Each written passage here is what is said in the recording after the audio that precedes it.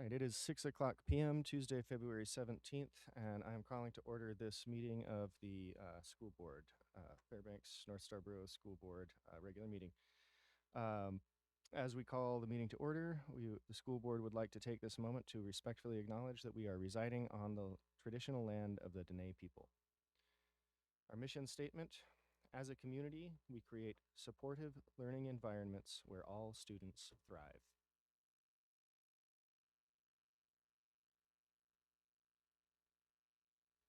Ms. Hewitt, will you please lead us in the Pledge of Allegiance?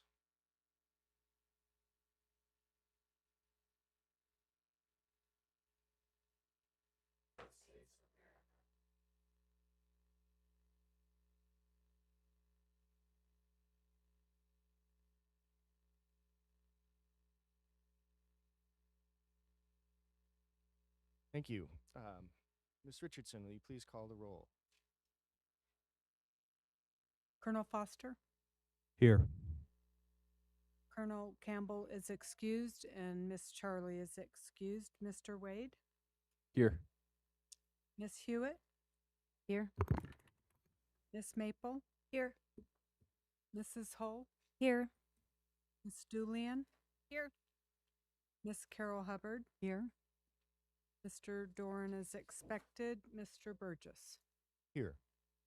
Thank you. The board has a quorum. All right. Next up, we have the 2025 ASA First National Bank Alaska Wrestling State Champions. We're going to recognize a wrestler from the North Pole Wrestling Team and one from the West Valley Wrestling Team who captured state championship titles at the 2025 ASAA/First National Bank Alaska Wrestling State Championships held in December. North Pole head coach Junior Lambert and West Valley head coach Kaylin Baxter will make the presentations.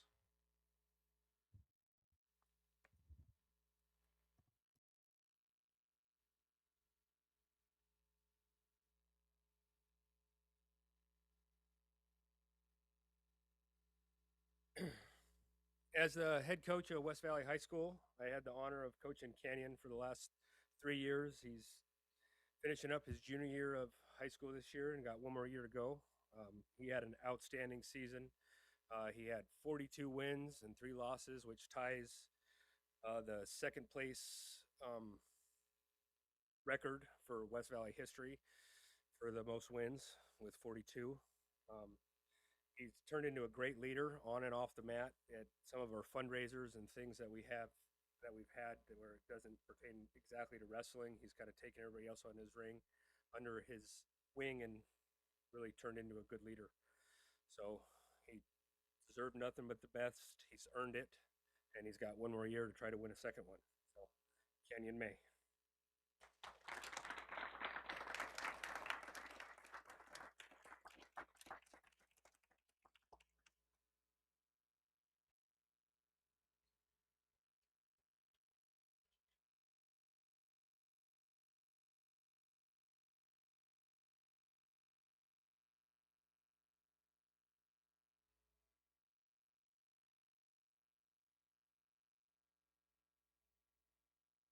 And I'd like to, for North Pole, Desiree Moore, I'd like to say it's great. I'm a huge wrestling fan, if you didn't know, and Canyon's really fun to watch. He's a great wrestler, even though he wrestles against us. Him and his brother both. But Desiree for North Pole was a 4-time state placer in high school. So as a freshman, she took 5th, 3rd as a sophomore, 2nd as a junior, and a state champion this year. Only had one match to a West Valley kid, I believe. But she finished strong. She was a state champion, and I thank you guys for taking this time to recognize her. For wrestling's a very hard sport, and she puts it all out there. Desiree Moore.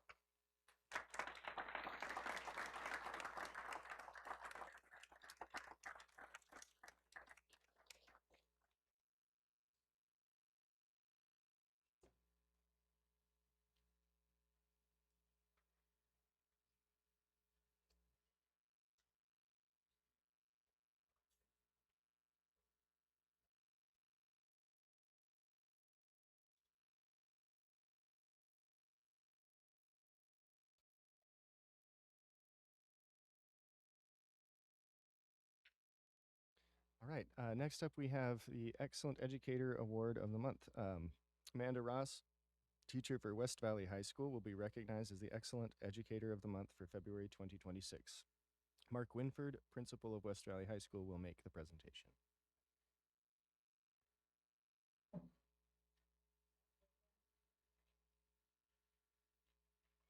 Thank you. I'm honored today to recognize Amanda Ross as the February Excellent Educator of the Month. Ms. Ross is an English teacher at West Valley High School.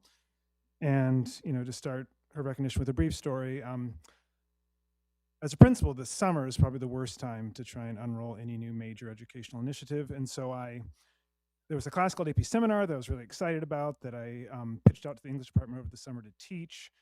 I wasn't real certain of, it was kind of a Hail Mary.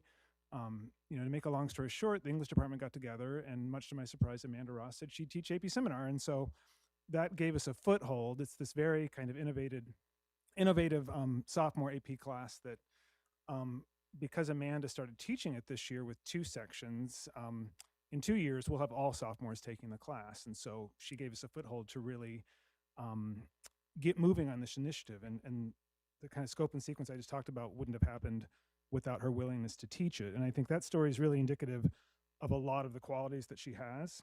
And she has a willingness to adapt, to change, to experiment, to evolve, to get better, and to try new things, and to be creative. And that's so essential for educators in this day and age.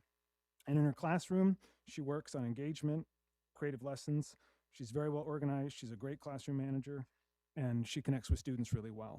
And so it's an honor to introduce and talk about Amanda today.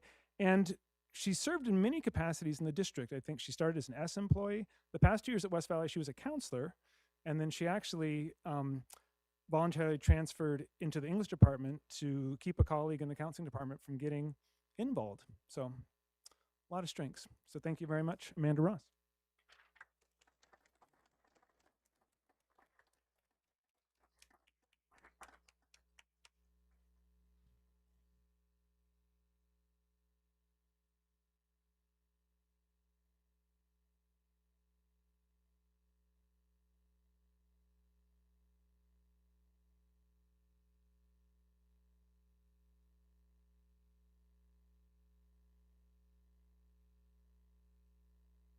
All right, next on our agenda is the adoption of the agenda. Consent agenda items marked with an asterisk are considered routine items not requiring public discussion by the school board. Unless removed from the consent agenda, asterisk items will be automatically approved when the agenda is adopted. Questions concerning these items should be directed to administration before the meeting. If the superintendent or a member of the public wishes to have an item removed from the consent agenda, the request must be made to a board member anytime prior to the start of the meeting.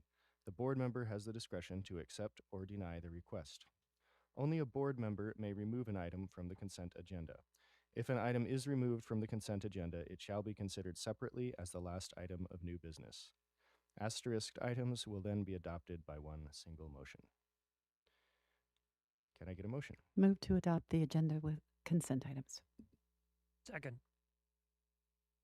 All right. Ms. Richardson, will you please call the vote? Mr. Wade, Yes. Colonel Foster, Yes. Mr. Doran, Yes. Miss Hewitt, Yes. Miss Maple, Yes. Mrs. Hull, Yes. Miss Julian, Yes. Miss Carol Hubbard, Yes. Mr. Burgess. Yes. Thank you. Motion carried. The agenda is adopted with consent items. Thank you. Next on our agenda is public comments on reports and non-agenda items.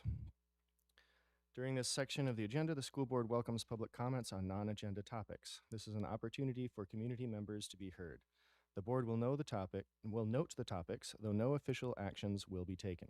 Topics may be referred to the administration for further research and future potential action. Board members will not respond to comments or questions made by the public. Concerned citizens should first discuss matters with the superintendent or designee.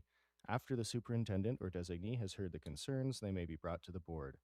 Individual students and district personnel may not be discussed in public testimony. Please contact the district office to route concerns about individual students or district personnel through the appropriate channels. Members of the public will be given the opportunity to speak on agenda items at the time the item is introduced for action or discussion. Once the agenda is published, testifiers should email or call the school board office by 4:00 p.m. on the day of the meeting to sign up for public testimony. Students who have signed up in advance or are in the room and wishing to testify will be called upon first, followed by members of the public who have signed up in advance in the order in which they have signed up. If time remains, anyone else in person will be invited to testify until the 1-hour time limit has been reached. A sign-up sheet is available in the boardroom before the start of each meeting for those who have not already signed up in advance. Speakers are limited to 3 minutes each and should provide their first name, spell their last name, and state their area of residence. Are there any students here today who would like to testify? Seeing none, we'll go to my list. First is Grace Hopkins.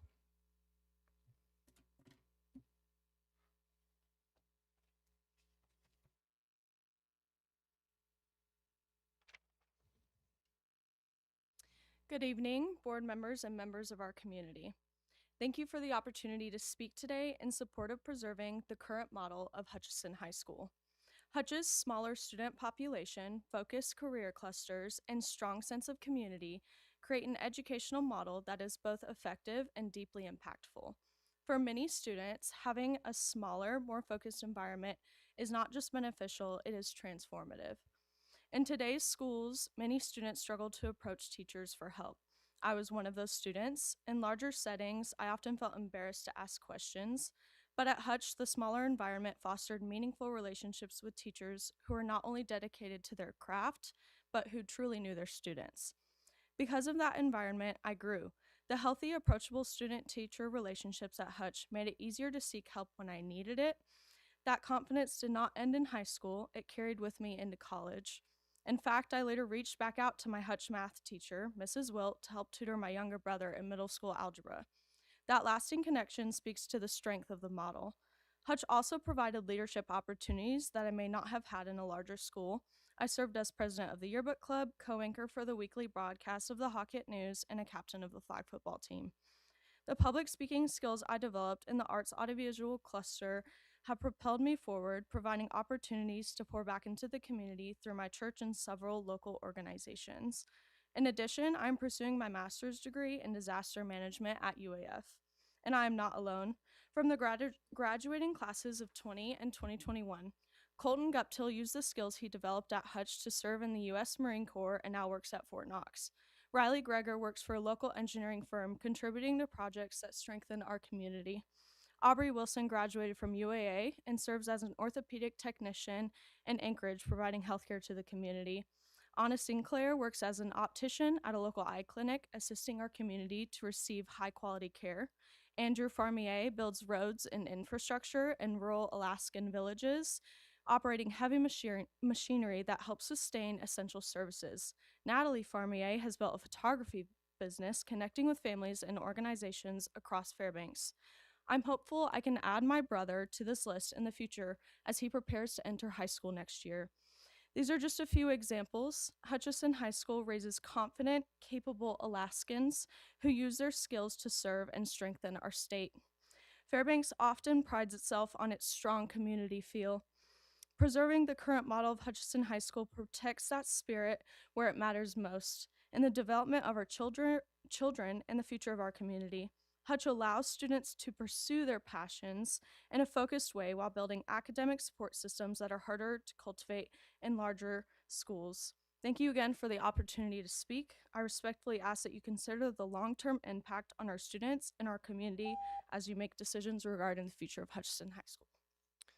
Thank you for your testimony. Next on the list, I have Megan Eilers. Please state your name, spelling your last name, and provide your general area of residence. You'll have 3 minutes. Hi, my name is Megan, E-I-L-E-R-S, and I live in Fairbanks. I'm speaking tonight as a community member, a former Hutchinson teacher of 9 years, and a parent of 2 Hutchinson graduates. I've seen this school from every angle as an educator, a parent, and someone who cares deeply about the direction of public education in our community. I can say with confidence, Hutchison works because of how it is built and because of the community that has grown within it. Hutchison's strengths come from integration. Students learn math, science, English, and social studies in the same building where they apply those skills in building trades, auto, IT, health science, and media arts. Their academic learning and their hands-on learning reinforce each other each day. That connection is intentional and it's powerful. The proposed redesign breaks that connection. Hutchison succeeds because it is a full, comprehensive high school. Students don't travel between buildings or split their academic day across different campuses. Teachers collaborate because they share the same space and the same students. Programs align because they are designed to operate together. When core teachers are removed from the building, you don't strengthen CTE, you separate it from the academic foundation that makes it meaningful. The structure of a school matters, but so do the principles that guide how we change it. Schools are living communities, not just collections of programs. Any redesign that reshapes a school's identity should be grounded in the wisdom of those who learn and grow within it. The core idea is simple: nothing about us without us. Not a slogan, but a standard for responsible decision making. Real experience must inform real change. When redesign efforts honor that, they are thoughtful and sustainable. When they do not, they risk weakening the very community they aim to improve. We can't ignore what families are saying through their choice. Hutchison is a high school that students enter a lottery to attend. They choose it intentionally. They want what this school offers: relevance, connection, identity, and purpose. When a model is working, when families actively seek it out, the answer should not be to dismantle it. The answer should be to think bigger. How do we bring what Hutchison offers to every other high school in the district? How do we expand hands-on learning, CTE pathways, and integrated instruction, not take them apart? Hutchison should not be reduced, it should be replicated across the district. Don't dismantle something that is working, create more of it. Hutchison is not just a set of CTE programs, it is a complete unified high school community where students understand the purpose of what they're learning every single day. I respectfully ask that you maintain Hutchison's comprehensive structure and begin the more visionary work of expanding this kind of connected and meaningful learning district-wide. Thank you. Thank you for your testimony. Next on the list, I have Adia Cotter. Please provide your name, spelling your last, and you'll have 3 minutes. You know the drill.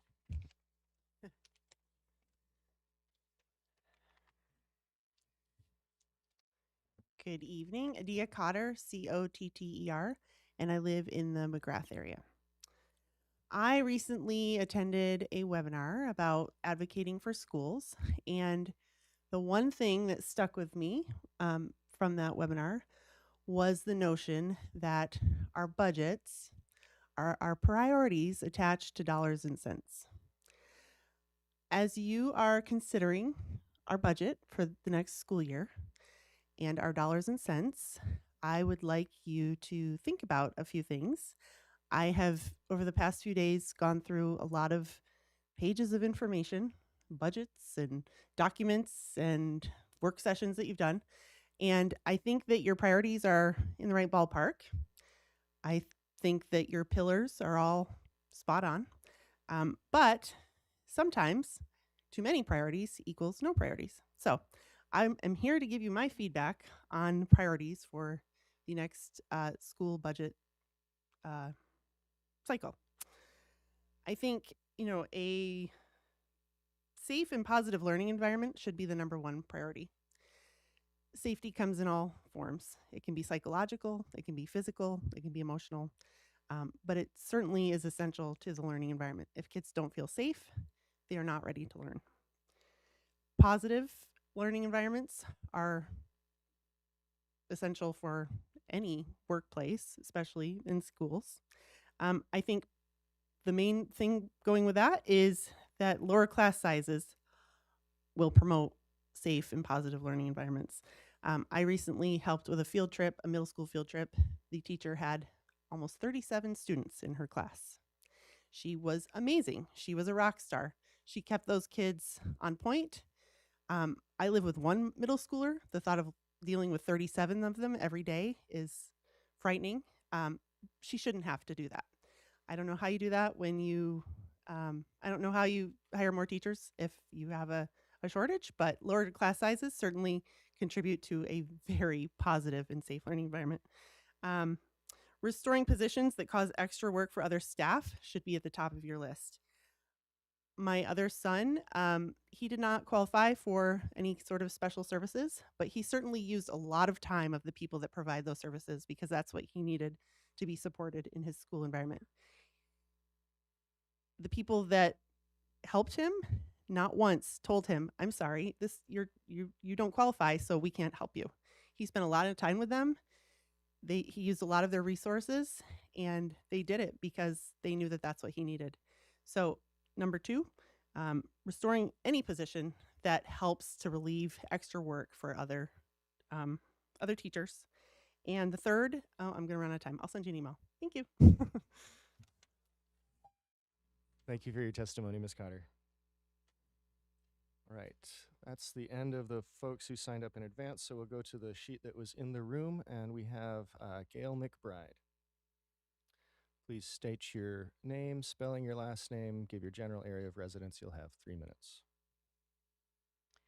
Gail McBride, MCBRIDE. I live in Fairbanks, and I am with Moms for Liberty. And in our effort to continue to bring attention to the library books that are obscene and are pervasively vulgar and would be under legal standards illegal to give to a minor, I have one to read. This book is in Hutchinson, Lathrop, North Pole, Tanana Middle School, and West Valley High. Also, I would like a warning if there are any minors in the area that this is not appropriate material for minors. He may take one look at her thick ass and huge tits and be sprung. Disgusting, Puta. You smell like Pussy through your holy panties. Mama would be disgusted at the nasty lesbian I'm living with. She hates anything that is not in the Bible, which seems like everything. How long have you been a rug muncher for? You know better than to open your legs up and let some boy inside you. I can't believe this effing SH. What did I tell you? Ain't I tell you that nigga ain't SH? And you go F him? Ugh. Some nasty fat girl who can't read getting raped by her daddy every night and coming because of it. Does she think this is Ray's baby? No, she couldn't. That nigga's not your boyfriend, Marisol says. He's just using you for PU. You not the only B he's effing. Whatever, y'all are just jealous 'cause y'all ain't getting no dick in here, Marisol laughs. Oh, I got a man, and he F's me every night, she moans, grinding on her chair before giving Keisha a high five. All the girls laugh except China. Oh, word, China huffs. That's not what you were saying last night. F you, B. I ain't no fag, Marisol snaps. Man, who would F her anyway, Keisha asks. Maybe she got some of that good grandpa dick at the nursing home, China says. I ask you to please prioritize the well-being of our students.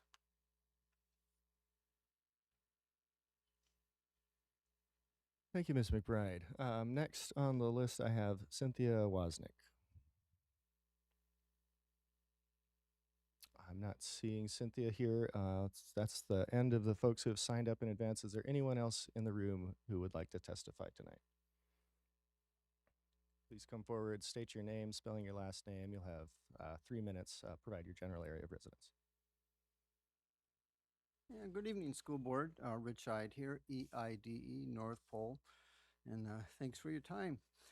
I'm not going to say any names here, but it does have to be said there are a lot of topics here that I could speak on, but this is a priority, especially after the last testimony here. But so it was several weeks ago that I sincerely complimented the board for doing what they do with shrinking budget.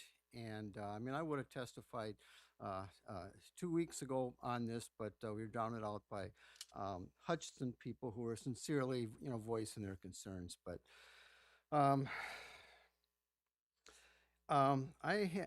instead, I'm talking about another blow up by word spoken of a board member of a political nature, and a certain member weeks ago said, and I quote, "A person of authority might say something that is blatantly false." And they were talking about our president. We're seeing an erosion of civil rights. We're seeing our rights being attacked.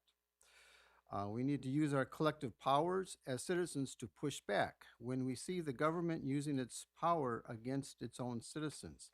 Now, in Minnesota, they are rioting in Minneapolis, and I've been watching for 43 years from a relatively safe Fairbanks what's going on there, the degradation. See, I graduated high school in Minneapolis and college in St. Paul, and I've got most of my relatives still in that area. But it's so unfortunate that you're seeing a lot of people whose religion is anger band together so much that, in fact, now they're rioting at the governor's mansion. I mean, there's people outside his gates having to be held back because they're turning on their own. I mean, you can't predict what a bunch of angry people are going to do. And I think board members who publicly condone protesters will absolutely spike the cost of preventing bodily harm to property and to citizens, and maybe even to yourselves. So board members who elect to build walls between Fairbanksans who obey local and federal laws, and Fairbanksans who chide, provoke, and escalate against law enforcement are making just a grave error. And I hope it doesn't continue, because 2 years ago we had a president of the board here also voice herself from her chair on one of these nights about political candidates who I voted for. So let's not do that. Let's make this a better community than Minneapolis. Thanks. Thank you, Mr. Ide. Is there anyone else who would like to testify tonight? Please come forward, state your name, spelling your last name, your general area of residence. You'll have 3 minutes. Hello, my name is Amy Gentry, Gentry, and I live in Fairbanks off of Gillum Way. I was a student at Hutchinson High School more than 10 years ago now, and I'm just recently starting to organize our 10-year class reunion, which is really hard to believe. But today I stand here before you, deeply disheartened and concerned to hear that the board is proposing the transition of Hutchinson High School to become the part-time school. I fear that this is not only the beginning phase to close the school altogether. When I attended Hutchinson High School, it was a lottery school, or it was not a lottery school. It was a school with an application process where you had to have good grades and higher expectations for yourself. I remember writing an essay with my application and praying that I would be selected to go there. I specifically chose this school because I felt that it would have a more career-based education, and I did not know my future plans on attending for college. Little did I know, by attending Hutch, I would be given so many opportunities that I would not have gotten to partake in had I gone a more traditional route, not only in the classroom, but with extracurricular activities as well. My freshman year, I tried out for the rifle team and excelled quickly with the sport, lettering my freshman year. By sophomore year, I had been invited to compete at a national level, proceeding to become the team captain and MVP for 3 years running. That path then led me to an 8-year-long athletic career with many junior Olympic achievements, earning my way to walk on a Division I NCAA rifle team at UAF to compete on a scholarship. In the classroom, academically, I was able to get a jump start with college credits because at the time Hutch had offered English, psychology, and a variety of other classes. So by the time I had got to college, I had already completed a semester's worth of prerequisites for my bachelor's degree, which I received in 2020. From the technical side of the classrooms, I learned how to weld from Mr. Pete Daly himself, who was just named Alaska Teacher of the Year by the Alaska Department of Education and Early Development. He was one of the most educational, safe, and knowledgeable teachers I have ever had throughout my entire education, including my 4 years of college. He taught me how to weld, wire feed and stick, as well as how to use an oxyacetylene torch. After I rolled my first truck in high school, I brought the tailgate to his classroom and he helped me construct, weld, and build a fire pit bench out of it, which I still cherish to this day. Not only does Hutchison staff higher education with more career-driven paths, leading directly to jobs after graduation, but it produces higher quality students and people altogether.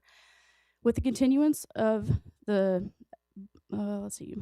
as a parent myself now, I am fearful for the future of my children's education and feel as though there is an impending uncertainty of what this could mean for my boys, especially with hands-on learners, which I am myself. Hutchison is the definition of multitude of skill sets ranging from photography, digital media, trades like welding, construction, framework, auto body, mechanicking, EMT, nursing, firefighting. This list continues. I feel as though the teachers and curriculum at Hutch help keep me involved, interested, and I received a more well-rounded education and career-driven work ethic that carried me through college and have continued to drive me in my life as of today. So thank you. Thank you for your time. Thank you for your testimony, Ms. Gentry. Is there anyone else in the audience who would like to testify tonight on non-agenda items? All right. Please come forward, state your name, spelling your last, give your general area of residence. You'll have 3 minutes.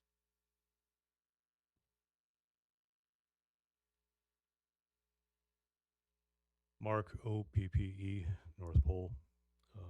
I did not plan to speak tonight, but two of my former students just spoke, and I have another one that says he'll speak if I speak. I'm going to try not to take the 3 minutes. This is my 20th year in the school district. I'm currently in North Pole High School, but I spent 16 years at Hutchison High School. My first year in the district, I was offered a full-time position at another school, and I turned that down to take a half-time position at Hutch because I believed in the mission of that school. My background before I got into education, I was an airframe and power plant mechanic, and I saw the value in teaching our students the careers and the trades, but also, we used to say this a lot at Hutch, making sure that everybody we graduated was both college and career ready. I've seen students from Hutch that went on to go to work at Fort Knox in the unions. I've also seen students from Hutch that went to Johns Hopkins University and Georgetown. They were prepared for any of those paths. And I think it would be a shame if we didn't continue to provide that opportunity for these students. There's things that maybe Hutchison could tweak and do differently, but I don't think it requires a wholesale revamp of the entire program. That's all I have to say, so I thank you. Thank you for your testimony. We do have more time left. If there's anyone else, please come forward, state your name, spelling your last, give your general area of residence. You'll have 3 minutes. Dalton DeRochers, DESROCHERS. I went to Hutch, graduated 2015. The irony, actually, kind of the last time that I was in this room was when I was accepting and signing on for the IBW through the School to Apprenticeship. I transferred from Monroe Catholic High School my freshman year over to Hutchison, and like Amy had said, it's back then it was when you had to apply to be there. As you guys know, Monroe is a great school. I think Hutchison is superior to getting people out into the workforce. I went there with, you know, mechanical knowledge and stuff just from working with my grandpa and my dad, but I left there my senior year. I could have gone through welding and joined operators or mechanic or, you know, anything. I went through the auto body program there, small engines, welding class, did some CAD programming there. And then I did the after school electrical program.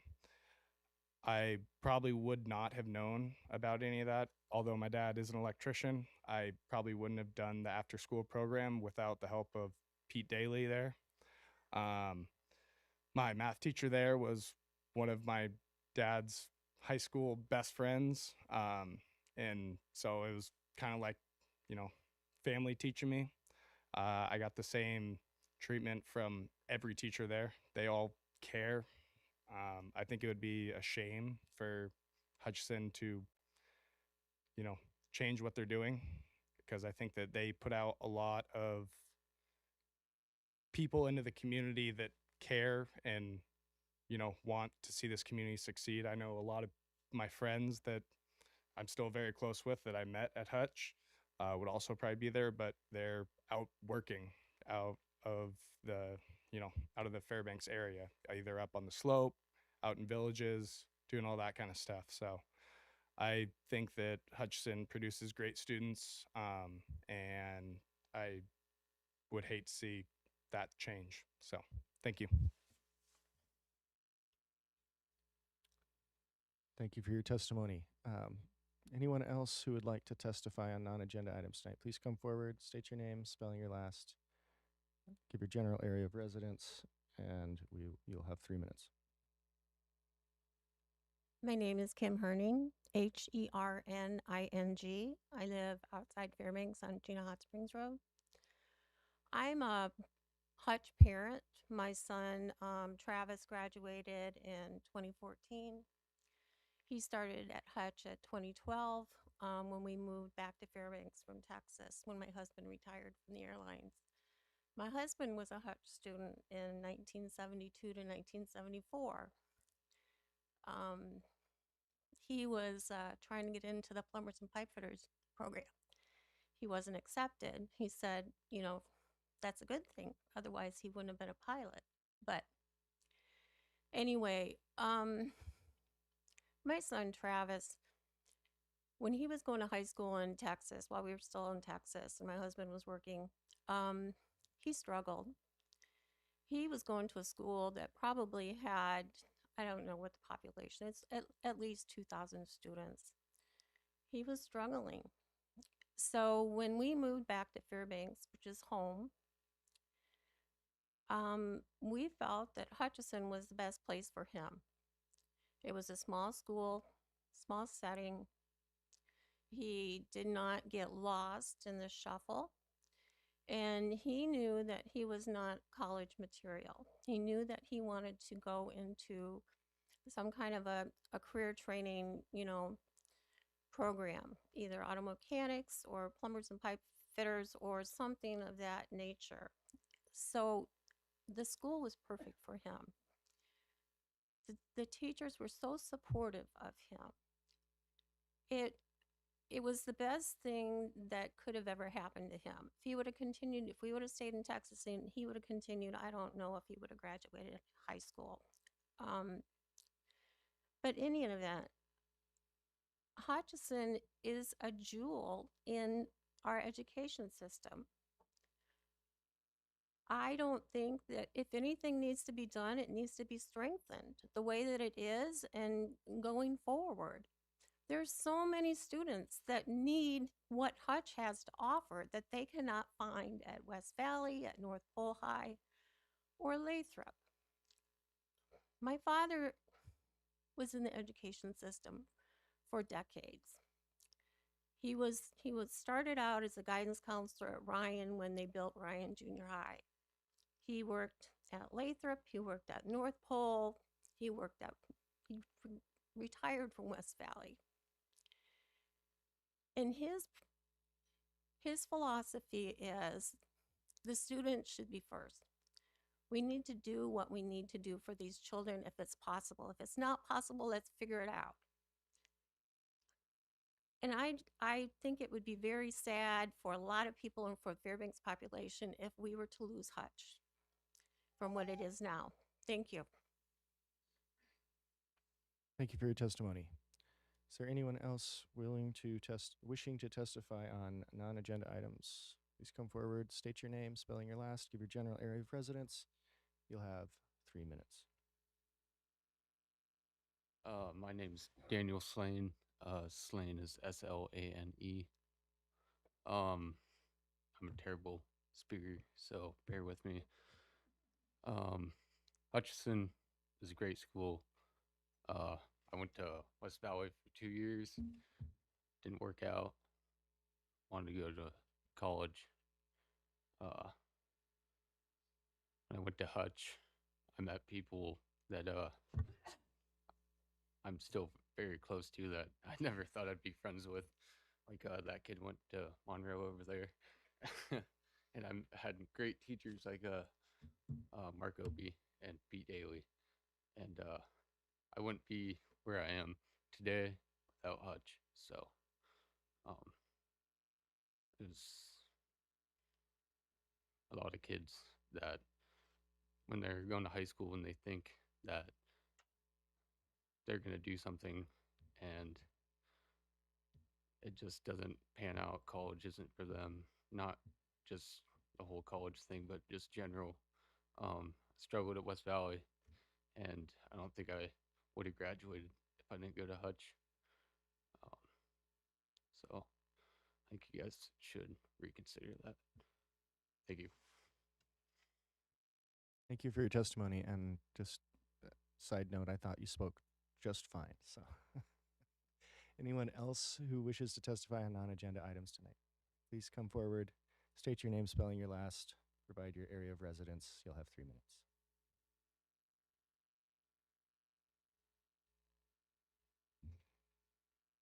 Misty Hopkins, Hopkins from Southside Fairbanks community.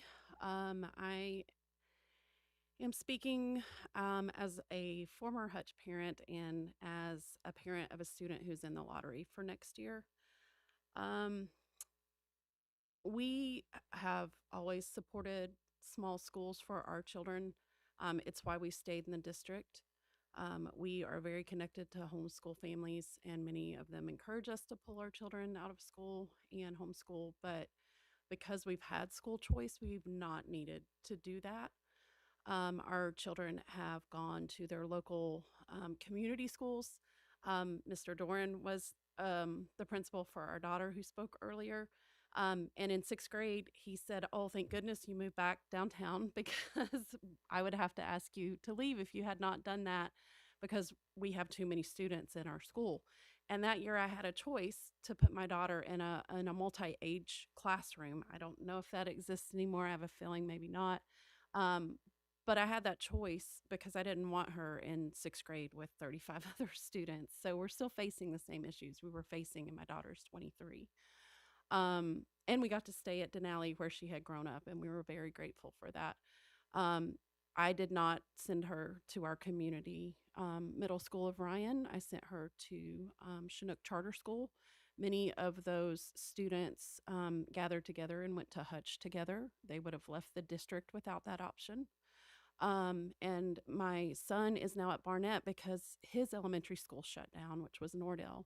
His friends at Nordell spent a year at Nordell, a year at another elementary school, and then went to middle school. So 3 schools in 3 years.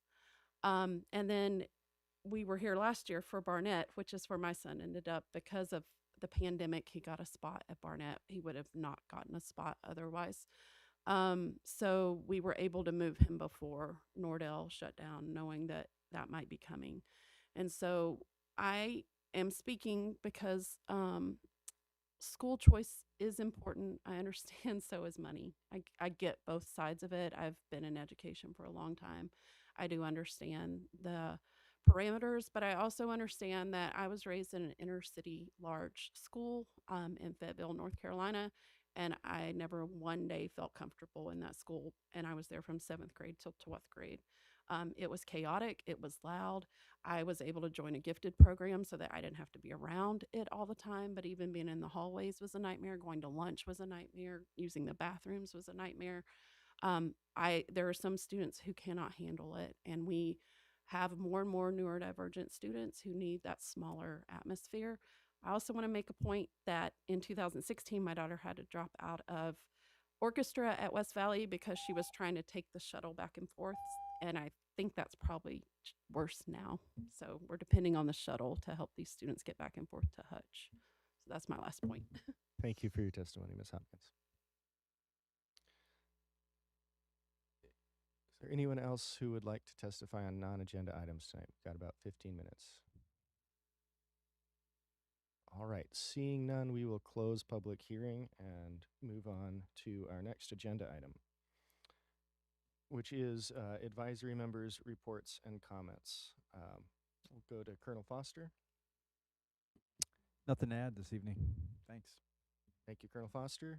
Mr. Wade. Good evening.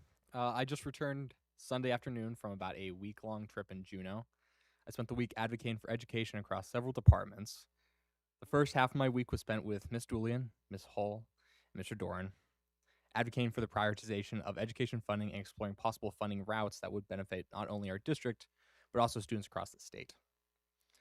On Monday the 9th, I had the opportunity to testify on behalf of FNSBSD students and attest to the fact that, despite many media talking points, education in Alaska is a quality education, even while lacking proper funding, thanks to our teachers, administrators, support staff, community partnerships, and especially student population.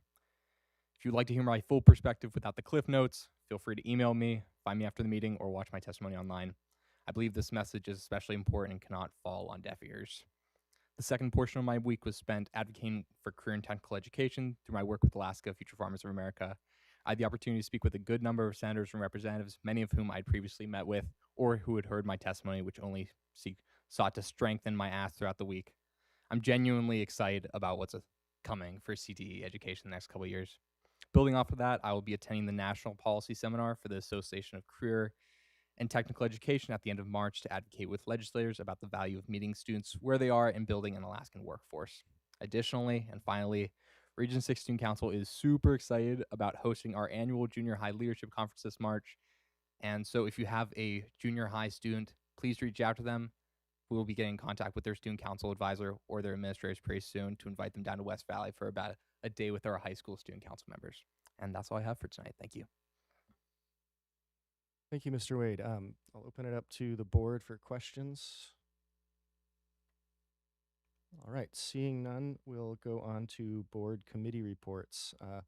This point, board member chairs are given the opportunity to report on the committees that they are chairing. And I'll also say this would be an appropriate time to report out on any trips you took over the weekend, conferences, advocacy, that kind of thing. So feel free. Ms. Julian. Okay, thank you. Thank you, President Burgess. I will report that the Budget Committee is convening, and apologies because I don't have it exactly right in front of me, but it is coming up next Thursday, I believe. And somebody can correct me if that's not correct. But we have a Budget Committee, our final committee of the, thank you, Thursday, February 26th, thank you, is our final committee of the budget. And so that's going to be an opportunity for folks on that committee to review the proposed budget that, of course, now we as a board are working through. And then can I talk about the trip as well? Okay, so as the chair of the legislative committee, it was my honor to go down to Juneau with Mr. Wade, Ms. Hull, and Mr. Doran. And I'm just going to rattle off some quick facts here, but we had 22 meetings over the course of 2 days. And so I really want to thank Ms. Hull and Mr. Doran for scheduling all of those meetings, and then for Mr. Wade, and then we just had some really great conversations. The legislative priorities that we've created as a committee were incredibly helpful in guiding our conversations around what are our priorities. And the other thing that I'd like to say is that it was very, very good to be able to go in, and I'm so proud of the work that this board and previous boards have done, and the deliberate choices and disciplined planning that has put us in a fiscally stable position, because we were able to go in as a school district very strong, talking about, of course, the difficult decisions that we've made that led to that stability. But we really were able to have some deep and meaningful conversations with legislators around targeted funding for programs, revenue options that they might explore.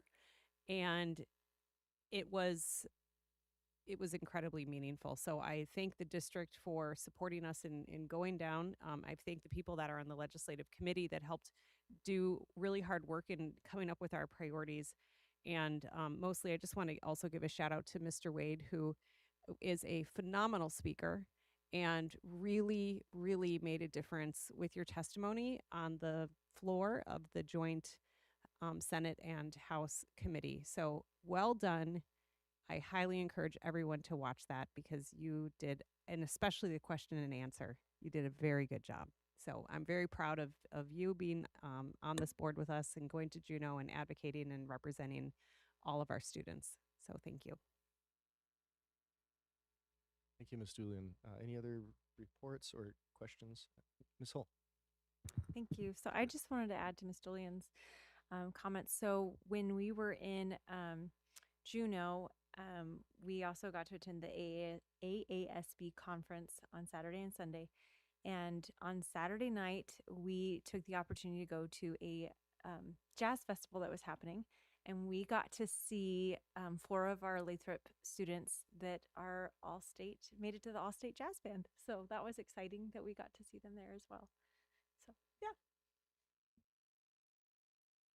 Mr. Doran. Okay, so I'm going to add a little bit to our legislative trip and conference, because the first day in Juneau was a school law and policy day, and actually the main focus was on school safety.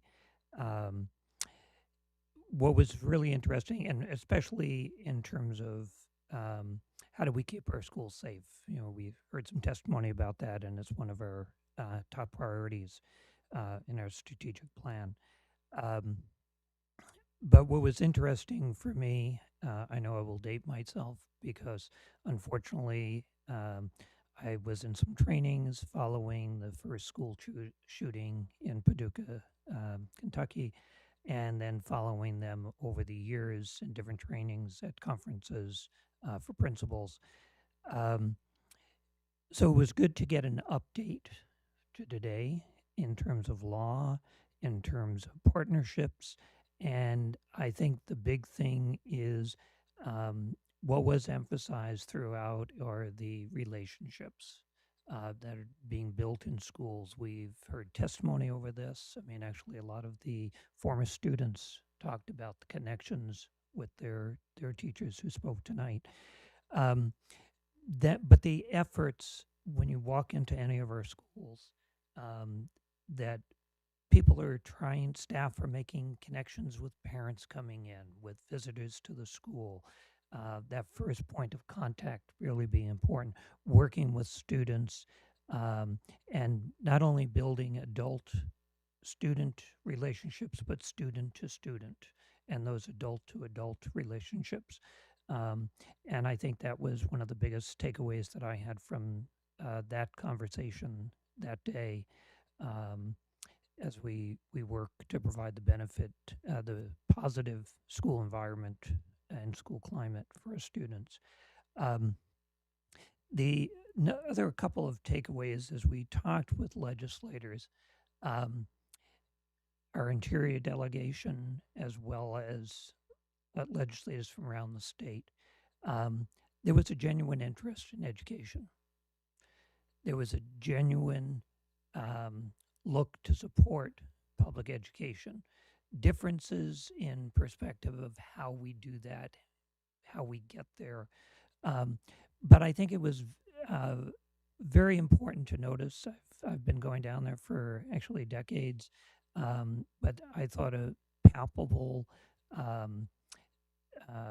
positive vibe about it.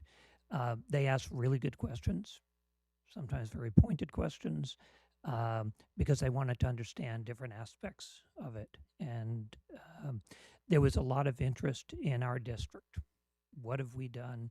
How have we handled the budgetary situations?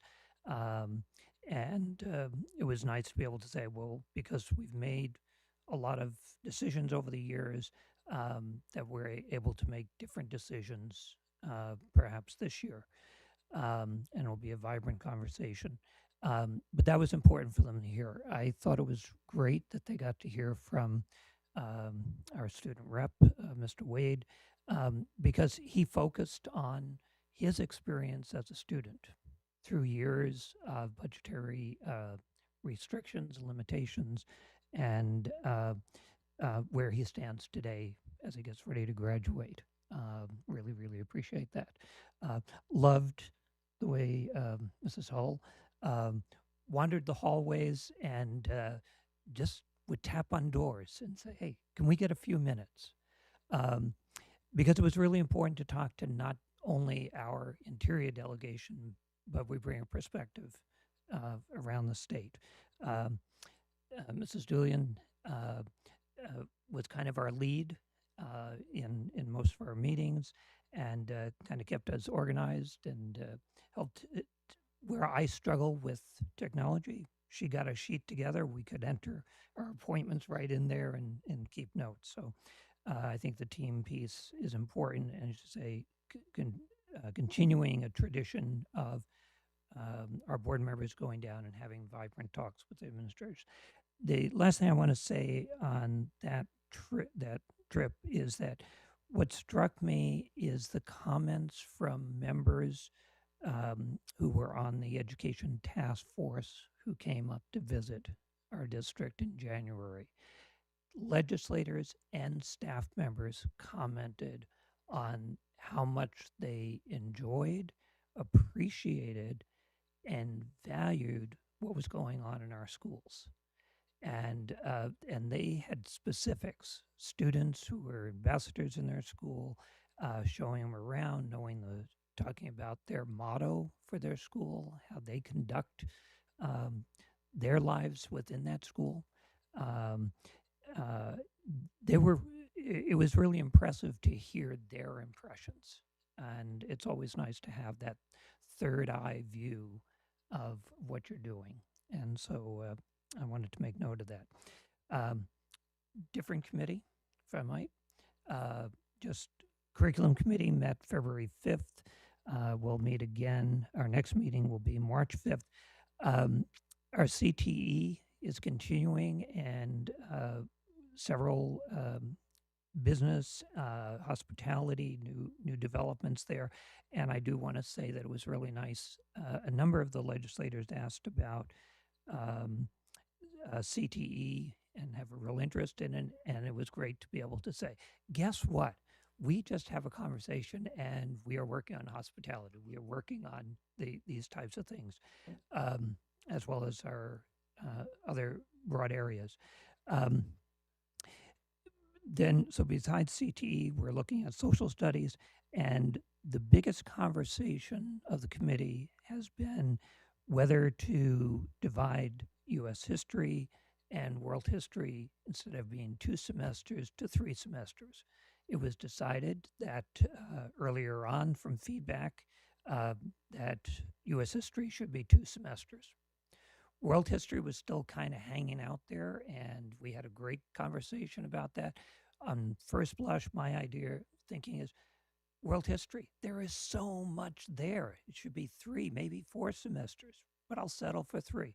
But in the conversation is we're probably looking at a recommendation for 2 semesters, because that's what best meets the needs of our students if they are transferring in or out of our district. And we do have a lot of movement, not only military, but for other reasons. Families are switching around, and we need to be able to make sure that they can transfer relatively smoothly from one district to another, if that's the case that happens. But it does underscore the importance of the input that we get to the curriculum. There will be another draft going out, and it's been refined as we go along, but we really, really appreciate the feedback we've gotten and encourage the additional, any last minute feedback that you want on that. So, as I said, our next meeting is March 5th, and I look forward to our further discussions. Thank you. Thank you, Mr. Doran. Any other reports from board members? Not seeing any. Okay, so that'll bring it to the president's report. I don't have a lot to report out on. There's some ongoing discussions with the Borough Assembly regarding budget, of course. And I think, I do want to report out that I feel that there's generally a friendly, cooperative tone there. And I think there's a lot of room for some good discussions coming up. Other than that, I just wanted to thank the members who were able to travel down to Juneau this past weekend, including Mr. Wade, Ms. Hull, Ms. Julian, and Mr. Doran. All of them just gave great reports, and I really appreciate making the effort to go down there, taking that time, and putting all of that energy in, because I know it's can be quite a whirlwind down there with all the quick meetings between legislators. And I've already heard from a couple legislators about the great things that you brought down to them. So thank you very much. I really appreciate the testimony that you gave as well, Mr. Wade was very impressive. I agree with Ms. Julian. You nailed the Q&A. That was very impressive. I don't think I could have done better myself. So, but thank you for that advocacy, and I'd encourage the rest of the board to, everybody on the board to continue that advocacy, whether it's here or traveling down to Juneau. I'm trying to work out a trip down with the presiding officer of the Borough Assembly so that we can advocate as a united front in Fairbanks.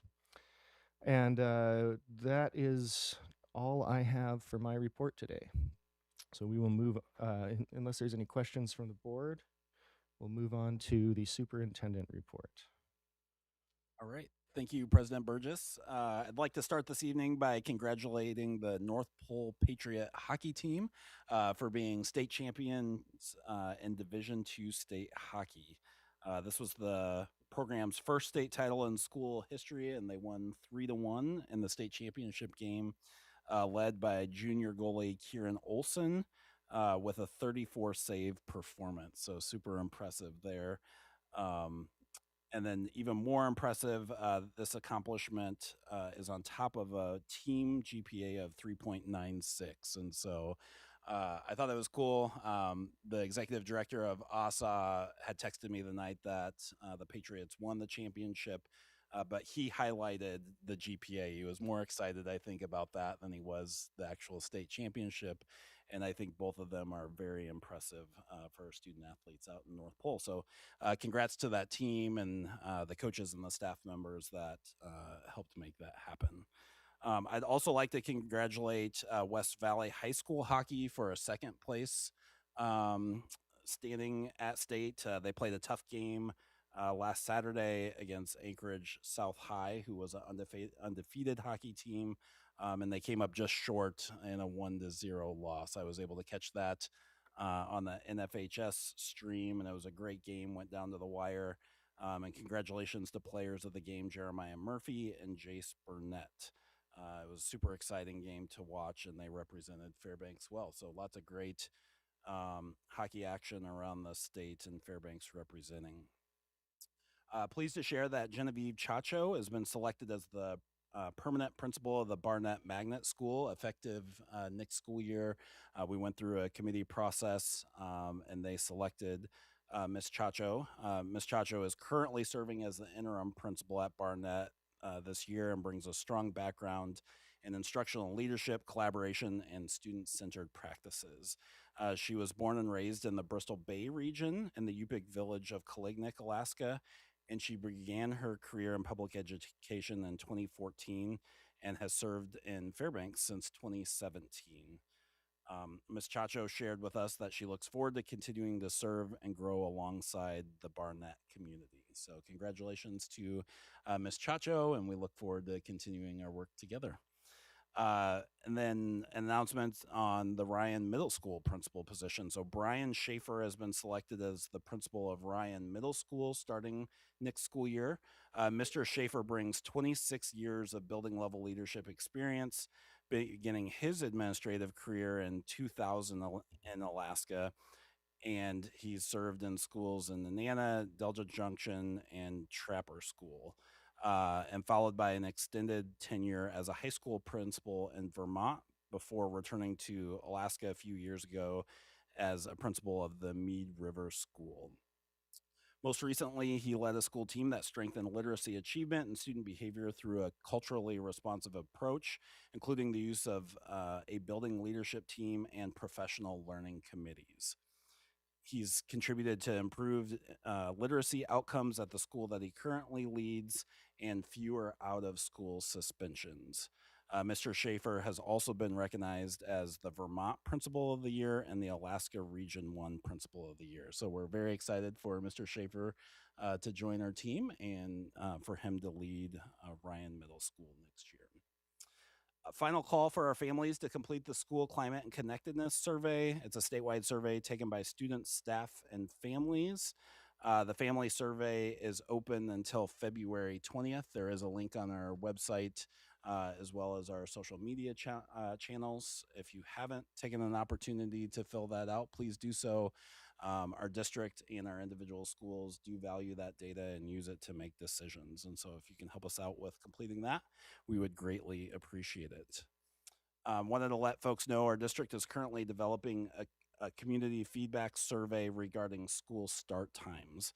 We've heard from some families and community members who would like us to re-explore options, including the possibility of flipping elementary and secondary start times.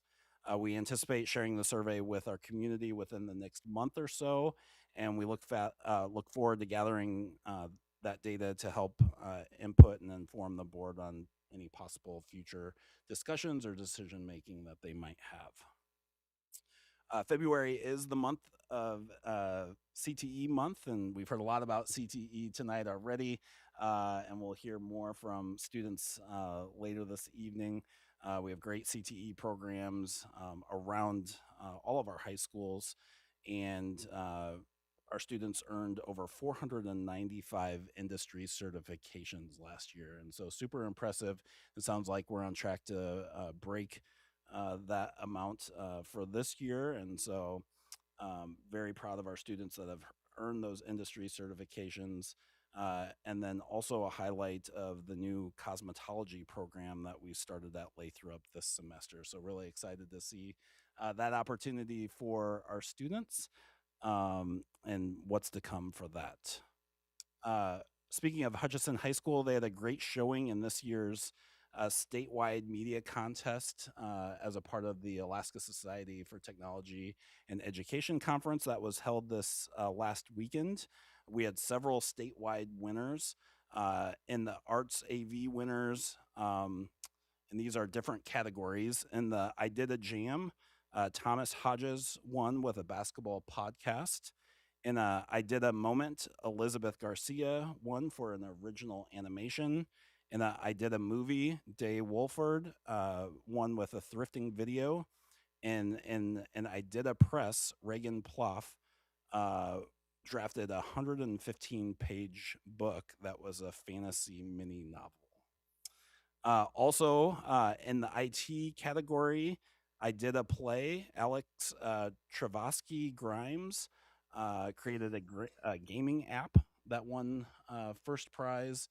And then Ben Johnson, who's an excellent CTE teacher at Hutchinson High School, won in 2 categories, and I Did a Boost and I Did a Jam. And so lots of great things happening at Hutch. And I had a friend that was at the conference, and he texted me the night of the award ceremony, and he was like, is Hutch going to leave any awards for any other schools? Because they're cleaning up. And so it was great to hear about the successes of our students there. And then hadn't planned on speaking about this evening, but based on the testimony tonight, based on some of the testimony at the last meeting, I just want to say that I've been impressed by the number of passionate stakeholders who've come forward to share the positive experiences that they've had at Hutchinson High School. We know Hutch is a great school and that people genuinely love the school as well as administration and the board. And that's exactly why the CTE committee started the conversations about looking at additional access to Hutch. We know Hutch has amazing pathways for students. You've heard of the certifications that our students district-wide have earned. And so the CTE committee really did start this project of looking at Hutch as not a way to reduce the opportunities that are at Hutch, but really expand the opportunities for students from around the district to be able to participate in the great things that are happening at that school. So I do want to stress at this time, no big decisions have been made and no major changes are scheduled for next year. Next year, they are looking at potentially a schedule change within the school to ensure that CTE courses have more blocked time for students to take advantage of those courses. But no other major changes other than working really hard to ensure that students from West Valley, Lathrop, and North Pole High know that they can have part-time enrollment at that school if they would like to take advantage of some of the CTE classes if there's space available. And so wanted to talk a little bit about that tonight and appreciate folks coming out and sharing their thinking on Hutch and expressing what a great opportunity that they've had with their experience with Hutch. So that concludes my superintendent report for this evening, and happy to answer any questions for the board. Any questions from board members? Ms. Hull. Can you just give us a quick rundown of who's on the not names, but families as far as like parents, teachers, and so forth? Who's on the CTE committee? Miss Maple is actually on that committee, and so I'd like her to share if she could, and if not, we can bring that information back before the board. To what I can recall, we had the CTE director, assistant superintendent, we had teachers from Hutch, a lot of stakeholders from different industries, including hospital, Doyon, Explore Fairbanks, counselor from Hutch, myself as a board member. Naomi was able to join for the last meeting, and I think the forthcoming meetings as well after the election.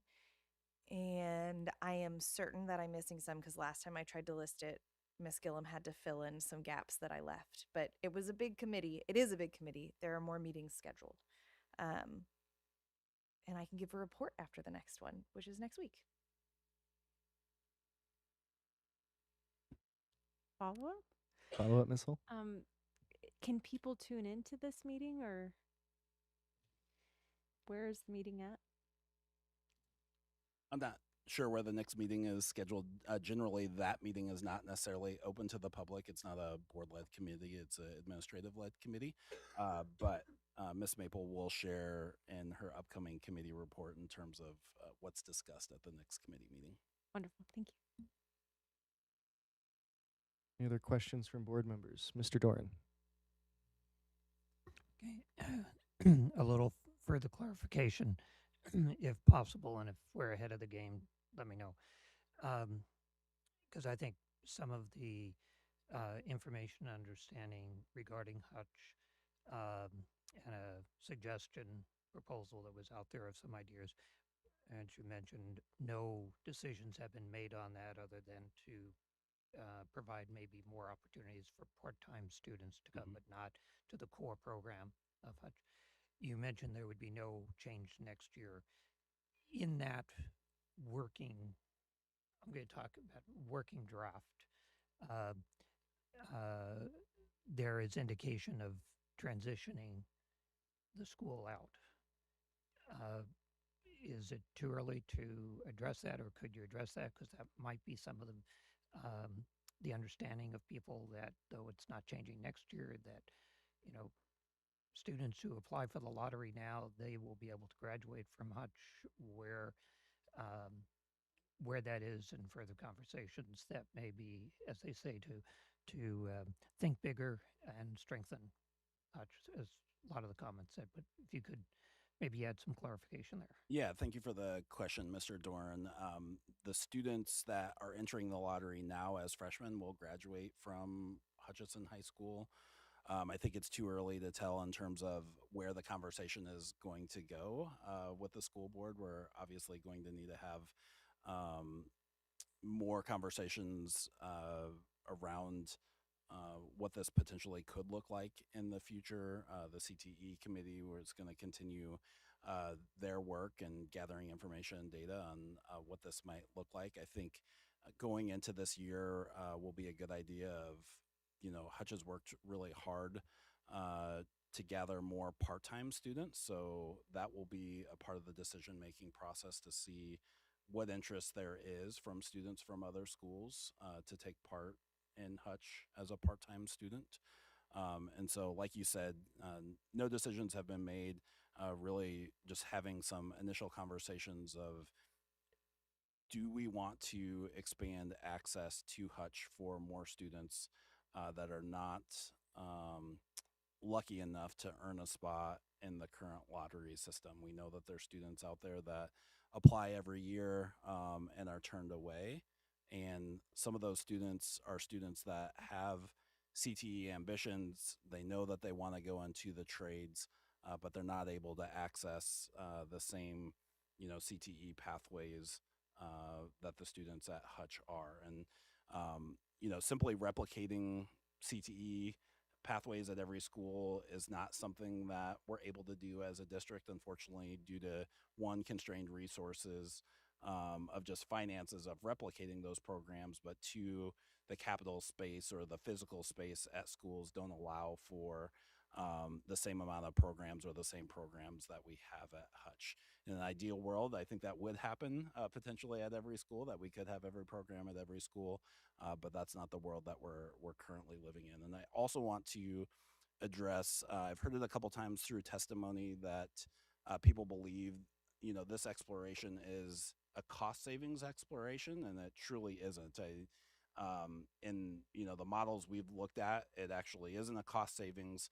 Really, the driving factor here is to ensure increased opportunities for students in CTE pathways. Thank you.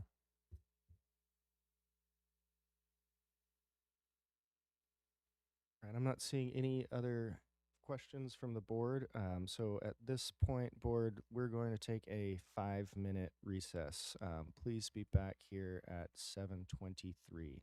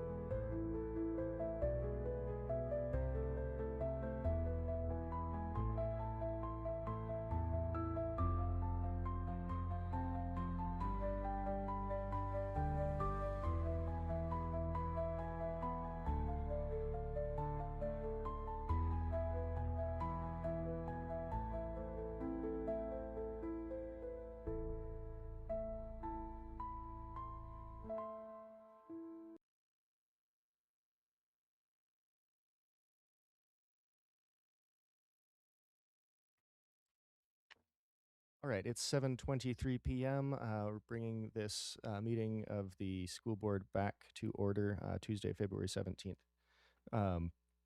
And our next item on the agenda is the annual audit report.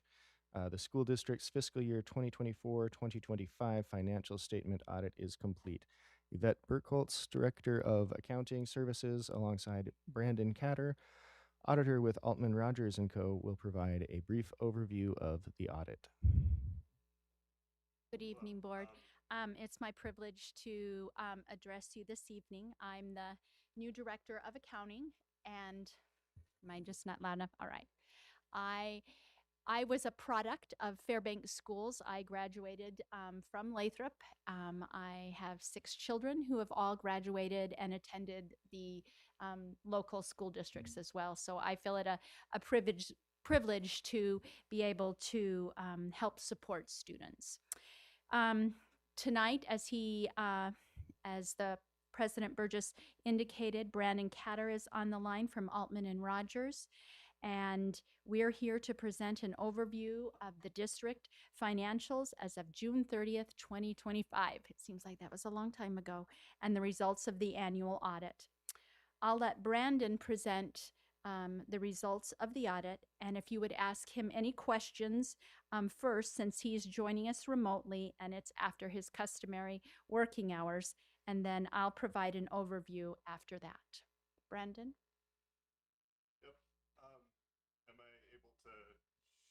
Share my screen to go through the documents, or should I just say things out loud? Can he share his screen? Yeah. Okay. It's a little bit difficult to hear. Is there a way we can get volume increased?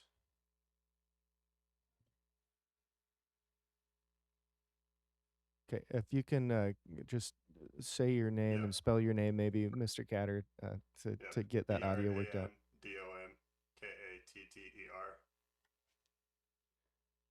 Donkatter. If you can just keep talking for our audio, our IT folks can get the audio down. Yeah. Financial statements, generally accepted accounting principles, uniform guidance, Governmental Accounting Standards Advisory Council. Okay. All right. If you can just try to make sure that you speak close to your mic, that would be helpful. We can hear you, but it is a little bit quiet. Thank you. Okay. Please proceed. Okay.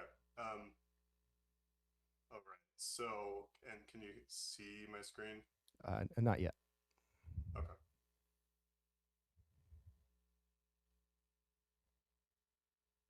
All right. I think that should be good. Yep, there it is. Thank you. All right. Well, thank you for having me. My name is Brandon Catter. I've been working at Altman Rogers since 2019, and I've been kind of the lead on this job since 2022, since we took over this audit. I'm going to begin with a letter to the governing board. So for the financial statement audit, what we're doing is we're making sure that everything is presented based on what generally accepted auditing standards, or at least generally accepted accounting principles are. So that's under GASB. And we use generally accepted auditing standards for that. Because there is a uniform guidance audit or a single audit for federal, we also have to do an audit under governmental auditing standards. And that comes in the form of a report. The next thing is the federal single audit, which is for federal programs or federal expenditures. And then the last one is the state of Alaska single audit for state financial assistance. Significant accounting policies and transactions during the year. So this lists out anything that had changed during the year under GAAP. The one mentioned here is GASB 101, which is related to compensated absences. And I'll just touch on this briefly when I get into the financial statements. But the GASB, the the rule makers of gap reporting for governments, they increased, or at least kind of like required more types of leave to be included in the governmental activities on full accrual, and business type activities that are already on full accrual. The next thing is accounting estimates. We just list out estimates that we review of managements, which are included in the financial statements. And then difficulties encountered in performing the audit. So there were no significant difficulties in dealing with management, performing and completing our audit. Corrected and uncorrected misstatements. We're required to communicate basically any large differences that we find throughout the audit that either required adjustment or weren't corrected. But here, there were no corrected or uncorrected misstatements, adjustments during the audit. Disagreements with management. This is where we communicate any disagreements with management. There were none that arose during the course of the audit. Management representations. So we finalized the audit on December 3rd. Compared to prior years, what really caused a lot of the holdups was the OMB this year was a little bit late in providing the compliance supplement, the thing that we need to be able to issue our opinion over uniform guidance. So this kind of pushed our issuance date back until we received that for anybody that was receiving a single audit for their FY25. And then internal control matters, we communicate those in our schedule of findings and question costs for our federal and our state programs, if there are any. And then other matters we're going through, and we're just saying, you know, there's certain items in the financial statements that we don't opine on. So RSI, we don't express an opinion on the required supplementary information. So this includes the MDMA, and then the budget to actuals for the general fund, and then this other required supplementary information for the pension and other post-employment benefit information.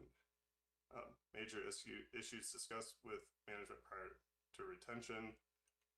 There were no items noted. And then restrictions on use. So this is our letter to the governing board. I'm going to go over to the financial statements. So I'm on page 17, and I'm just going to go through the opinions that we have. So this first opinion is over the financial statements. So this includes the basic financial statements and then the footnotes to the financial statements. We audited the governmental activities, each major fund, and the aggregate remaining fund information of Fairbanks, North Starborough School District, component unit of FNSB, as of and for the year ended June 30, 2025, and the related notes to the financial statements. In our opinion, the accompanying financial statements referred to above present fairly in all material respects. The respective financial position of the governmental activities, each major fund, and the aggregate remaining fund information of FNSB SD as of June 30, 2025. Basis for the opinions. This is going through what we're going from, or the standards that we have to go by. So generally accepted auditing standards, and then government auditing standards. This is the noted again that change in accounting principle, which was related to GASB 101 compensated absences. More in the footnote about that. This just lists out responsibilities of management for the financial statements, and then our responsibilities. And then more onto the required supplementary information and the supplementary information, and just the in relation to opinions that we give on that type of information. So that GASB 101 just increased the liability for compensated absences. previously under GASB 16, which came out in 1992. It kind of fit a smaller, it limited the amount of leave that you'd be accruing on your governmental activities. But for many school districts and just other governments during the year, a lot of them have these sick leave plans that didn't qualify to be reported or didn't meet the criteria to be reported under the previous GASB. But with this one, there were certain balances of sick leave that got accrued, and so this effect just increased liabilities in governmental activities, and then changed the net position. And then now on to the opinions over the CFA and the state schedule, or the schedule of state financial assistance at the very bottom.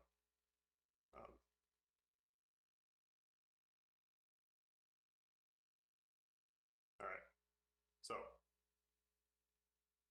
first off, because we're doing a single audit under Fed, and state, we have to provide a report on internal controls over internal controls that basically government auditing standards want and require the school district to have. So we test internal controls related to this to make sure that things are meeting those standards set out by Yellow Book or government auditing standards.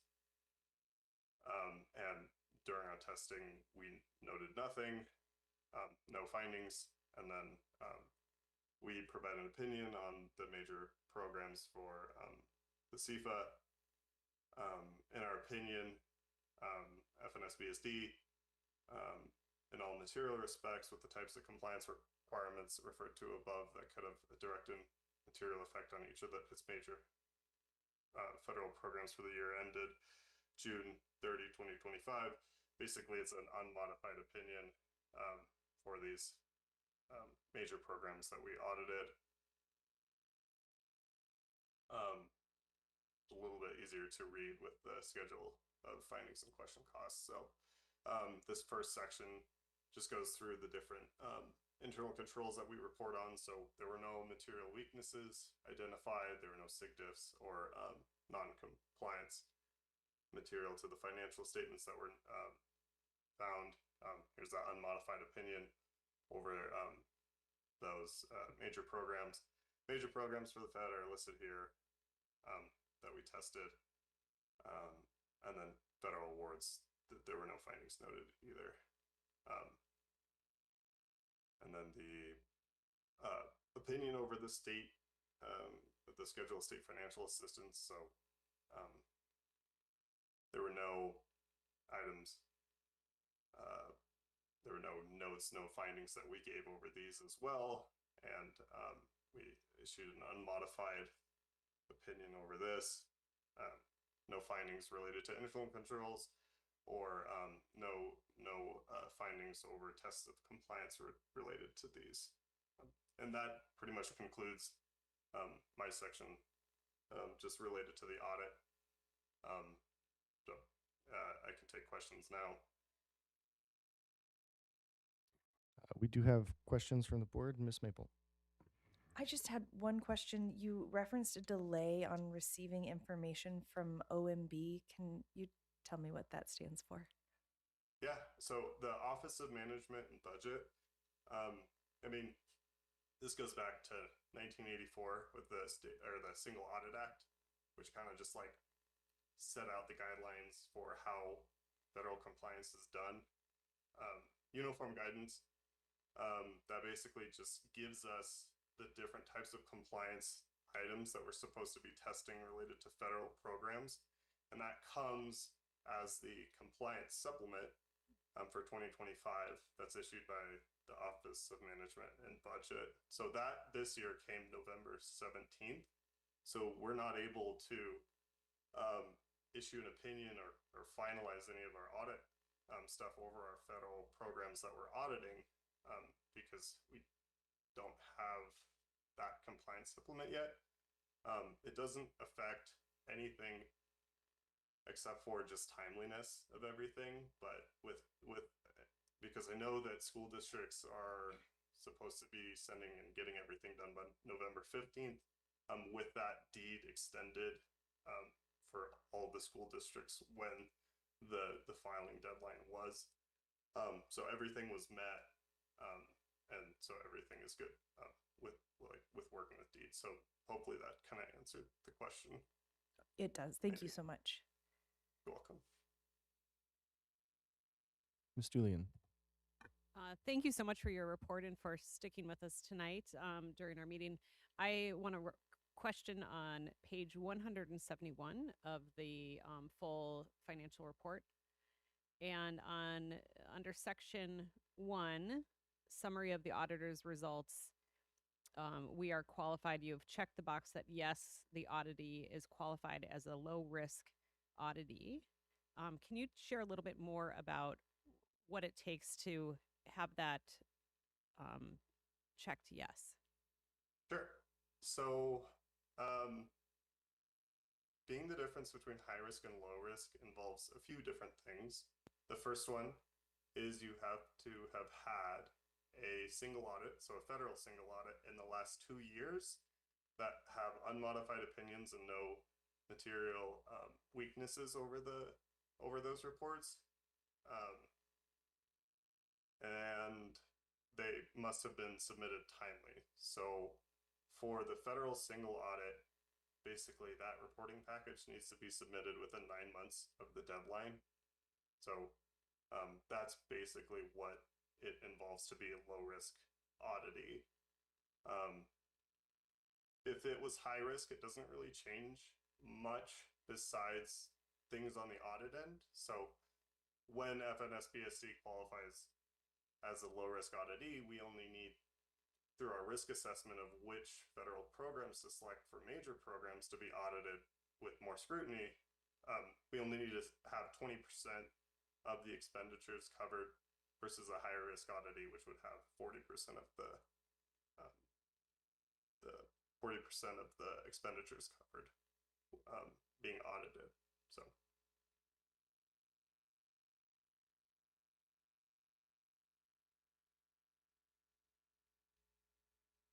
Hey, Mr. Dorn. Okay, thank you for being here with us tonight and your patience and tenaciousness at our last meeting. So being on call for that. So just for our listening audience and clarification, when you referenced the Office of Management and Budgeting, that's the federal OMB. Yes. Right. Yeah. So Yep. just that it's not local organizations Yeah. or state. Yeah. Okay. Sorry. Yeah. No. Yes. No, that's good. And I'm going to ask you a question, but if it's something that should be more answered by our local staff, we can save that and they can answer it later so we don't keep you on too late. But could you talk for a moment, I believe, under auditing practices, or accounting practices, GASB has a suggested general fund percentage. Is that under, am I correct, that's under GASB, or is that under a different accounting? The general fund related to GASB, just presentation of percentage or Right. I know one of the accounting guidelines is for a percentage that an organization should have on hand to handle emergencies or carry us through revenue flows. Is that under GASB or is that under a different? I don't believe it's under GASB. Okay. GASB primarily just says, like, this is how things should be presented, but it doesn't go beyond that usually. Okay. And so most of my questions may be more, but I'll ask one. Just for auditing purposes, and maybe I'm crossing over auditing and accounting, end of year encumbrances are always carried to the next year. They're not included in the audit that you do. Is that correct? I'm not sure I can answer that one. Okay. I'm thinking they're probably more accounting questions to our staff then. Okay. All right. Thank you.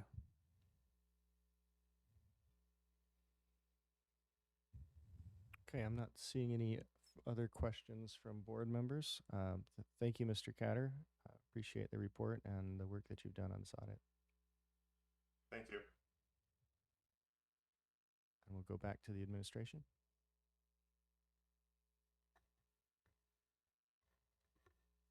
All right.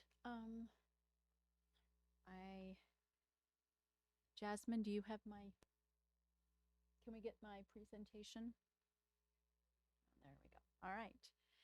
So, jumping here into the overview, we have two separate reports. He kind of quickly scrolled through those lovely 200 pages of our annual comprehensive financial report. There's lots of numbers in that. Also, we have the popular annual financial report, in which both of them are available on our website.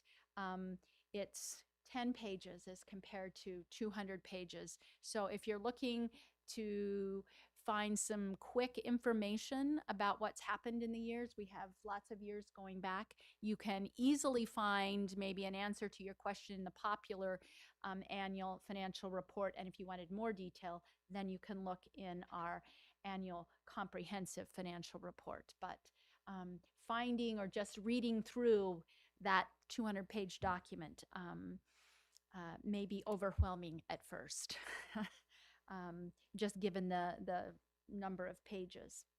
And I just wanted to highlight or start with a shout out to the accounting department for earning this award for financial statement presentation excellence.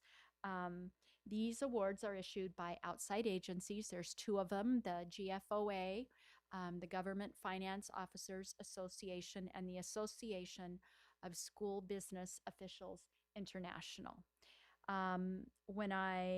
They have checklists and procedures. They send them to other professionals who read them and compare them to checklists. And out of approximately 90,000 potential governmental entities who would be eligible for this award, only 2%,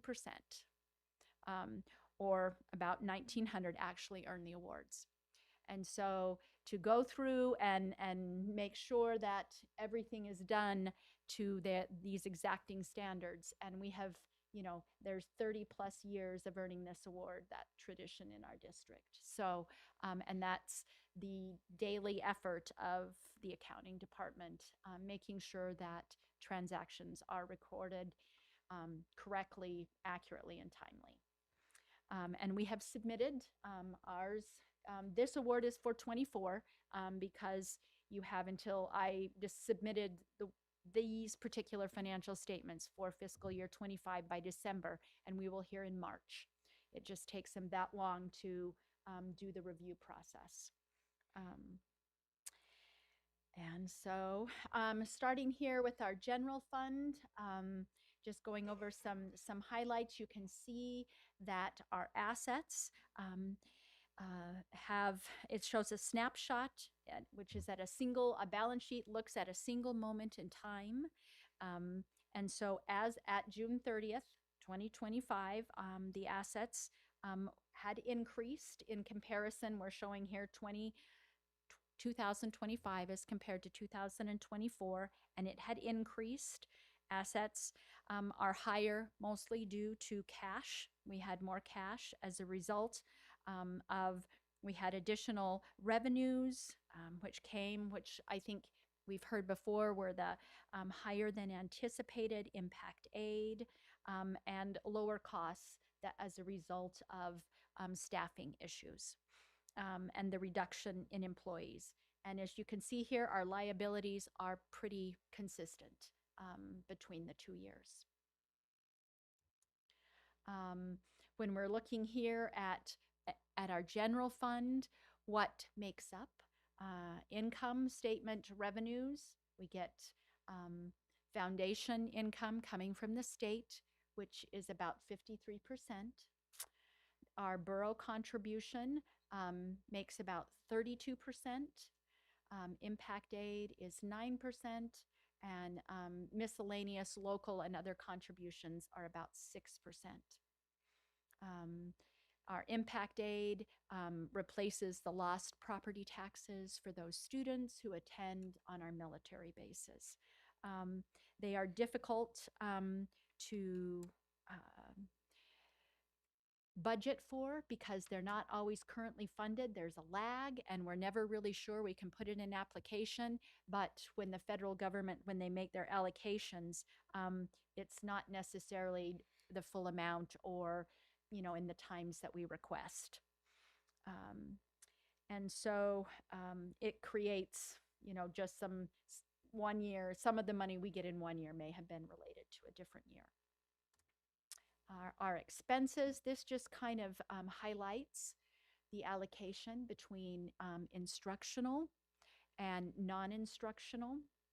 The instructional costs are those spent on educating students or developing our instructional staff. And then the non-instructional expenses are spent on district-wide administration, utilities, building upkeep, and student activities. And I think what looking at this, you should take away is the 2024 state instruction average was 71.8, while ours was 79.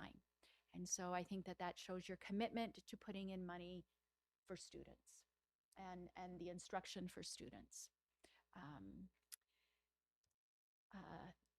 The next fund would be talking about student transportation. I picked this particular one to focus on because I think you can see here, looking at student transportation, our costs have been higher than our revenue for some time. And the last time that there was a transfer in, which means money coming from the general fund into the student transportation fund to cover that gap between revenue and expenses, was 2021. For the fiscal year 26, the board authorized a $2 million transfer, which I have recorded, so that because at the end of fiscal year 25, the fund balance was $820,000. And based on their loss, that gap, we would have been at a negative fund balance had you not made that transfer. Given the gap, as you can kind of see between the years, it's a little bit leveled out. There'll have to be some sort of supplemental funding to cover that difference between expenses and revenue coming in for the student transportation fund.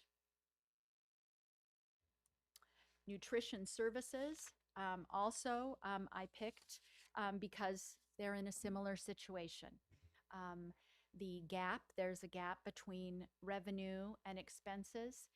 2022 is a little bit of an outlier there because that was the year where we got reimbursed for all the student meals. And so we had revenue in excess of our expenses.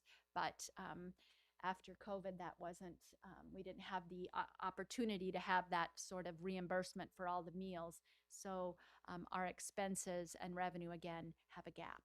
And their fund balance at the end of the year was $980,000.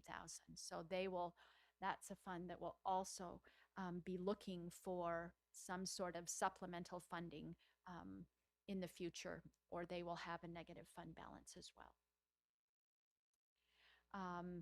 And this was just to talk about the importance of having that annual report, which has additional information, which talks about demographics and graduation rates and different things like that, to highlight the positive things that are happening in our district that maybe are much more difficult to glean than reading all 200 pages of the financial statement. Do you guys have any questions for me? Ms. Julian. Thank you so much. And first of all, I want to say thank you for recognizing that we have a 30-year tradition in our district for winning such awards, and I appreciate. I just want to focus on that for a second, because I think that that is a testament to the work that is being done and has been done over the last 30 years. So thank you for continuing that tradition and for submitting us for consideration this year. My question is about, I have a couple questions, but they kind of pertain to all of our designated funds in fund balance. In particular, I have a couple, but the biggest one is, what is really the purpose of having those funds? And especially knowing that we have, if I'm tracking correctly, about, would it be fair to say that in the role of transportation, we know that we'll have about a negative, if we don't do anything, it will be a negative $2 million, because that's the gap. Yep. Annually. I want to know that number in nutrition services, and I apologize if I didn't note that. But really, I'd like you to talk a little bit more about the role of these designated funds. Yeah, thank you, Ms. Julian. So the main purpose of those funds is to track the revenues and expenditures of those specific activities. So both of those funds receive restricted dollars that are restricted solely to those programs. So transportation, we receive from the state government a restricted grant for transportation funding at the state level. And then in the nutrition services fund, we receive federal revenues related to the National Student Lunch Program, and that is restricted to food service activities. So those two funds historically have received subsidies from the general fund to augment those services. The revenues we receive from the state and feds don't match the expected expenditures that we're going to have each year. And so we typically have had to supplement those. So there's additional general fund revenues, but the main purpose of the fund is to receive those restricted funds and then to track the expenditures related to those specific programs and have those isolated from the general fund. If I can do one follow-up. Follow up, Ms. Julian? Yeah, can you talk a little bit then about why do we have to carry, or why do you recommend, or why do districts, because I know it's not just us, but why do school districts, and I'm looking across the state that have these different funds, why do they allocate money into these restricted funds From the general fund? from the general fund? So like, for example, why wouldn't we just as a district say, we know that this year and most years that we are only going to get restricted money from the state for transportation of X amount, which is going to be $2 million less than we need. So we'll just allocate $2 million of our general fund every single year to it. I know that school districts across the state do this, and I just want to know a little bit more about the reasoning behind that, putting money into, in a sense, a savings fund and carrying some balance in these restricted funds. Yeah, so the short answer to your question, Ms. Julian, is the revenues we receive don't meet the expenditure levels that we need for specific service levels. So we've historically, the district always subsidized, and it was kind of on a regular routine. Every year it was a certain amount. When we hit COVID, schools closed and transportation services ceased to not 100%, but to a large degree, they ceased by 80 or 90%. And so the amounts of fund balance we were holding increased. Okay. So that allowed us to scale back that annual payment because we started relying more heavily on the savings amount we had in that fund, if that makes sense. The same situation's happening in the nutrition services fund. Historically, we've had to subsidize that anywhere from, in my time, it was anywhere from $300,000 to $500,000 a year, because there's two main sources of income there in that fund. One is the federal dollars, and then it's also the full pay the reduced pay and the full pay students in the district that are purchasing lunch and breakfast. So that historically has been $1.5 million. So it's not a small number, but the dollars combined, the federal reimbursements plus the pay revenue that we receive does not equal the costs of running the district-wide program. And so that's why the subsidy has been necessary. The same thing, and as Ms. Burkholz just outlined in her presentation, the same thing occurred for a different reason. We had a spike in the fund balance amount because of full reimbursement for all meals, and the reimbursement rate increased and the volume of meals increased as well to 100%. So we had a spike in fund balance that benefited us in that we were able to temporarily shut off that subsidy payment from the general fund. So it provided us relief, if that makes sense. And I think Ms. Burkholz makes an accurate point in that based on what we're seeing, last year, the fund balance in nutrition services was $2 million. Now in 1 year, it dropped down to the 980,000 from 2 million. So we're draining that fund balance because we actually haven't made a subsidy payment to nutrition services now in, I think, at least 2 years, probably 3 or 4 years maybe, that we haven't made that. So it's been a benefit, that fund balance increase, but we're slowly but surely chipping away at it, and we'll likely need to return to that payment sometime here in the near future.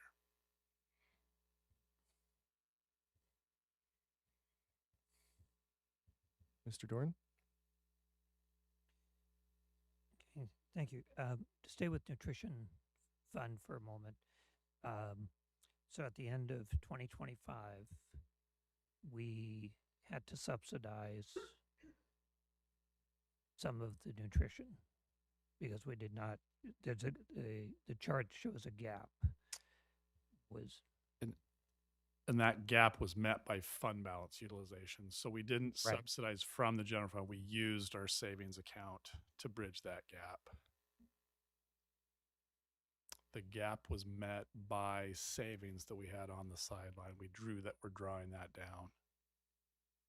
Okay, and those funds are not in the general fund.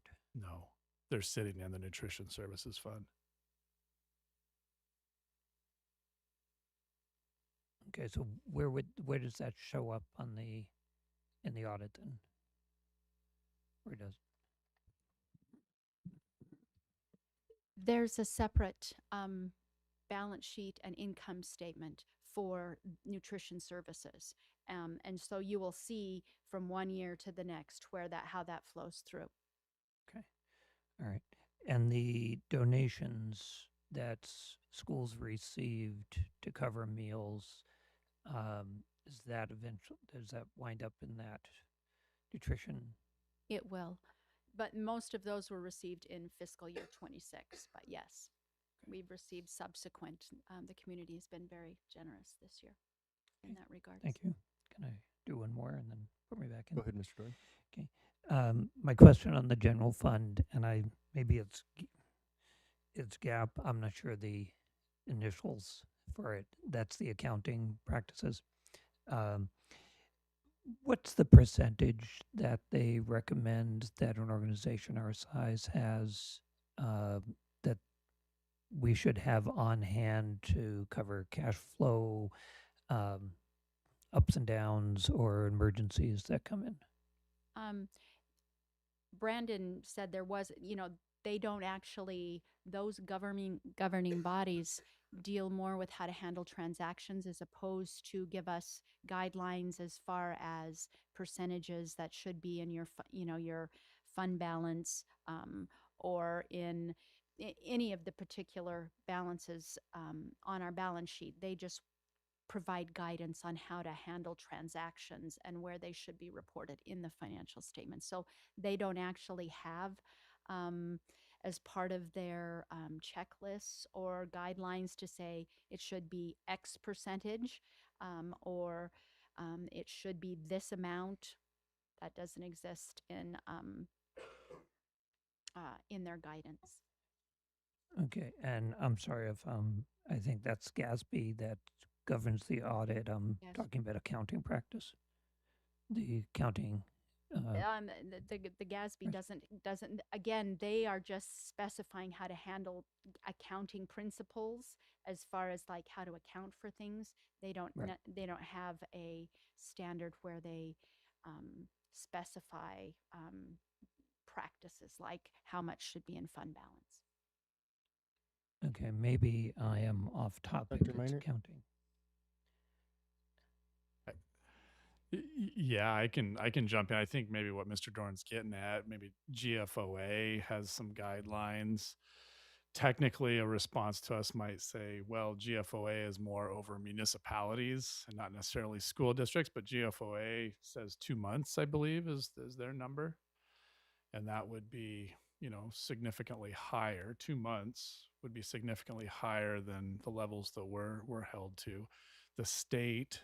So, you have, I think, general guidelines, and that's pretty subjective. But, it's safe to say that a district, an organization our size should, have at least a month, but I mean, there's no real organizations that's stating a month anywhere, but GFOA says 2 months. So, the state holds us to 10% of expenditures, and that's about 4 or 5 weeks for the school district, 5 weeks roughly of ongoing operational expenditures. So, that's right where we're at. We've talked about a little bit about the specific numbers, and we'll continue to talk about them, but that's about right where the district is at right now, is 5 weeks of general fund balance. So Okay, and I apologize if maybe I'm treading difference between audit and accounting. So if you, I'll try and stay on track with audit questions. Thank you, Mr. Doran. Ms. Carol Hubbard.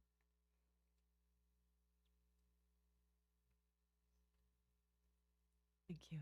Well, congratulations on getting such a clean audit. And again, I don't know what we'll ever do if we don't have one now that you guys have set the bar really high. So great job with your team. I guess I want to extend Mr. Doran's question, and because I don't think I understand exactly how this works, and maybe this is not sure if this is the right format to ask the question. So when the community was asked or informed that there were balances on the school lunch ticket that weren't paid, the community came in and as we heard, were very generous in their donations. Don't we have money to cover that? Why? I guess I'm confused about why we would ask the community to donate to cover lunches if we had the funds. And maybe I'm not understanding correctly. yeah, that's a legitimate question, Ms. Carol Hubbard. So I think we're dealing with two separate topics. We're dealing with the negative lunch balances of individual students in the district, and then kind of more the audit, and then the fund balance levels of the nutrition services main account. And so really our response to why would we have, students or people donate or ask students and families to pay their bill is that, as Ms. Burkholz went over, we ran an excess of $1 million deficit in the fund in FY25. And so from an accounting perspective, from a financial perspective, our response would be, we don't have the money. Actually, we're running a very, very, very large deficit in that operation in the school district. And that would be the direct response I would give. Does that answer your question? Or So if we had extra surplus from 22, would that not cover 24 and 25, the missing? we could, that would just expedite the need for a general fund transfer subsidy. We still have 980,000. Yes, we could, if we had $100,000 in unpaid balances, we could, yes, say pay that with the fund balance, and that would just expedite and make larger the needed subsidy next year. So, but yes, the direct technical answer is yes, we could pay that out of our fund balance. But yeah, over $1 million deficit in the food services operations for FY25. Okay, I have Ms. Julian and then Mr. Doran. Go ahead, Ms. Julian. Okay, thank you. Is it possible to ever carry a negative fund balance year over year in our funds? It is. Okay. Yes. That was an easy question. Yes, but or just yes. I just was pointed out, for the record, I was saying yes into the microphone. Okay. Thank you. Okay, that was my only question. All right, Mr. Doran. I think this is an audit-related question, though there may overlap. And if it's just accounting, tell me. We will talk about that later. But I believe in the audit, it does indicates unrestricted, restricted funds, reserved, unreserved. Could you explain a little bit about that? Because my understanding in looking at that audit and information is that though it may be restricted or reserved, it's not considered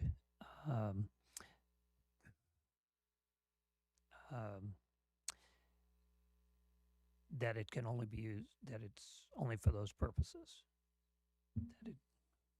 So if you could explain what's the definition of those terms?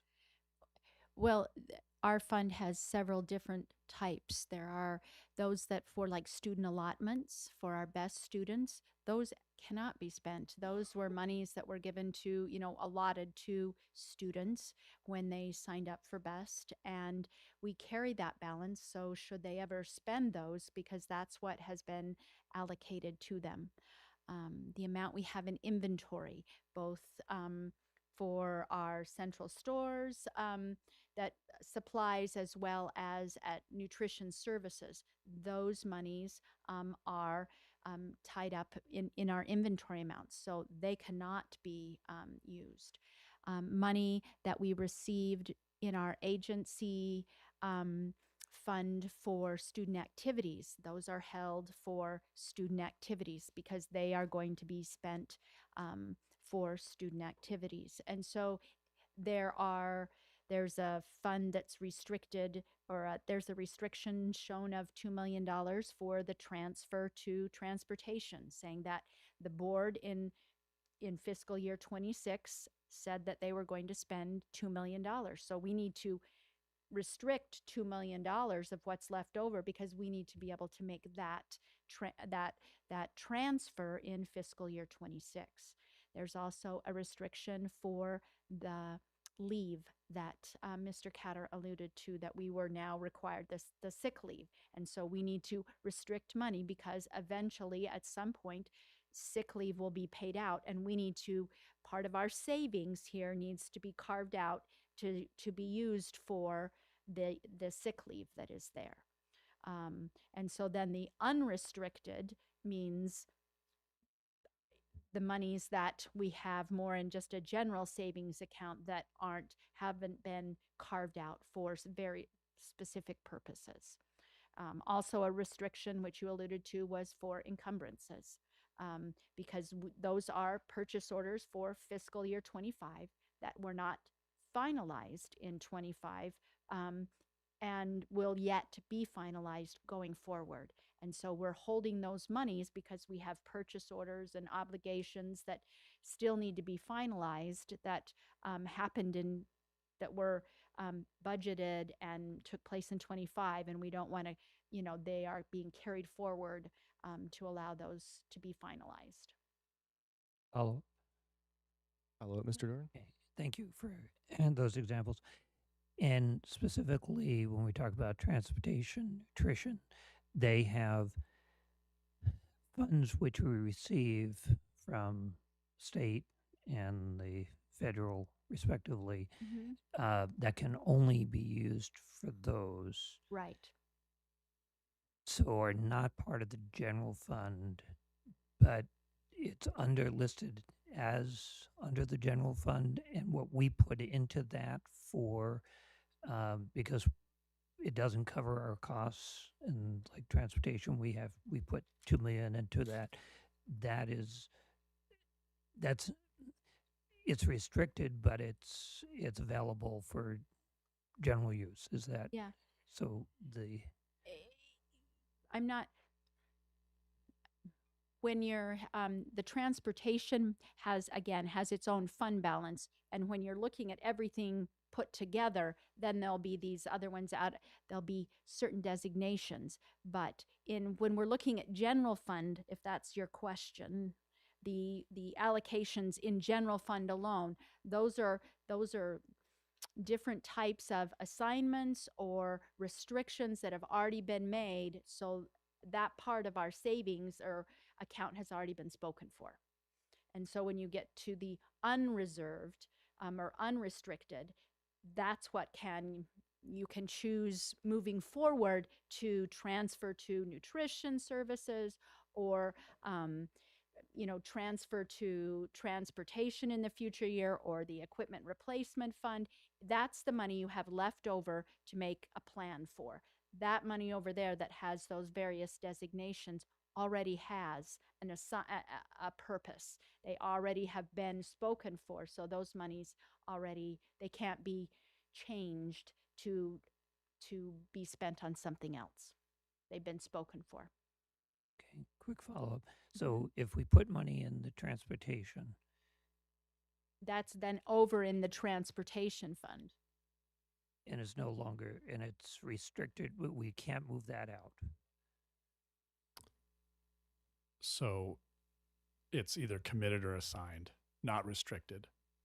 And the board could take action to change the purpose of those funds and reverse it back. And so that's why it's counted as just general money that can be used for any purposes. Correct. In the so using that example, the $2 million transferred, the board made the budgeting decision to do that. That the board could make a decision to undo that and take that back. It's not restricted. It's not the state restricted transportation grant. It's general fund money that the board has, can't remember if the term is assigned or committed. It's one of those. Thank you. And if I could just finish with a comment. Go ahead, Mr. Just want Dorn. to compliment again, as several have done, the continued efforts, the particular efforts over the last year to watch our expenditures and to keep us on track. That you've really done a tremendous job, and the audit indicates that commitment to sort of dot the I's, cross the T's, only in numbers. So.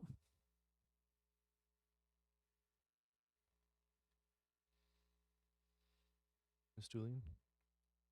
Okay, thank you. I did have one more question. On page 25 of the large audit, of the 210-page audit, it talks a little bit about net position, and so I just want a little bit more information on this one piece, which is the final sentence in the first section. Net position says, for fiscal year 25, the biggest impact on the statement of net position is related to a decrease in pension liability of $7.5 million. Can you give me a little bit more information on that? Sorry to put you on the spot too. I know this is a 210-page document. Yeah. Do we want to get back to Yeah. The net pension, those figures come from the state of Alaska. They have their own audit, and so then we go back and gather from the website the information, because we have significant liabilities related to the various defined benefit and contributions that for our employees, and so the numbers that we get come from their audit, and I would have to go back and review the specifics of those, but I can definitely get that to you. and just so that I'm capturing it correctly, and I do understand, and correct me if I'm wrong, those funds, especially for those the pensions and such, is kind of a pass through from the state budgeting for that and then passing it on to the districts for us to fulfill. We pay some, but yes, they do pay as well. We do Okay. get contributions from the state that go for our employees. Okay. And just to finish up that thought, a few years back, there was a new GASB that required districts to report their total pension liability, even though we're not the source of that pension income. That's the state plan. But there's a number where if we had to cash out every single employee all at once, what would that bill be? And there's some eye-popping numbers, and the numbers that you're quoting, Ms. Julian, could be related to that number. We can get that information to you.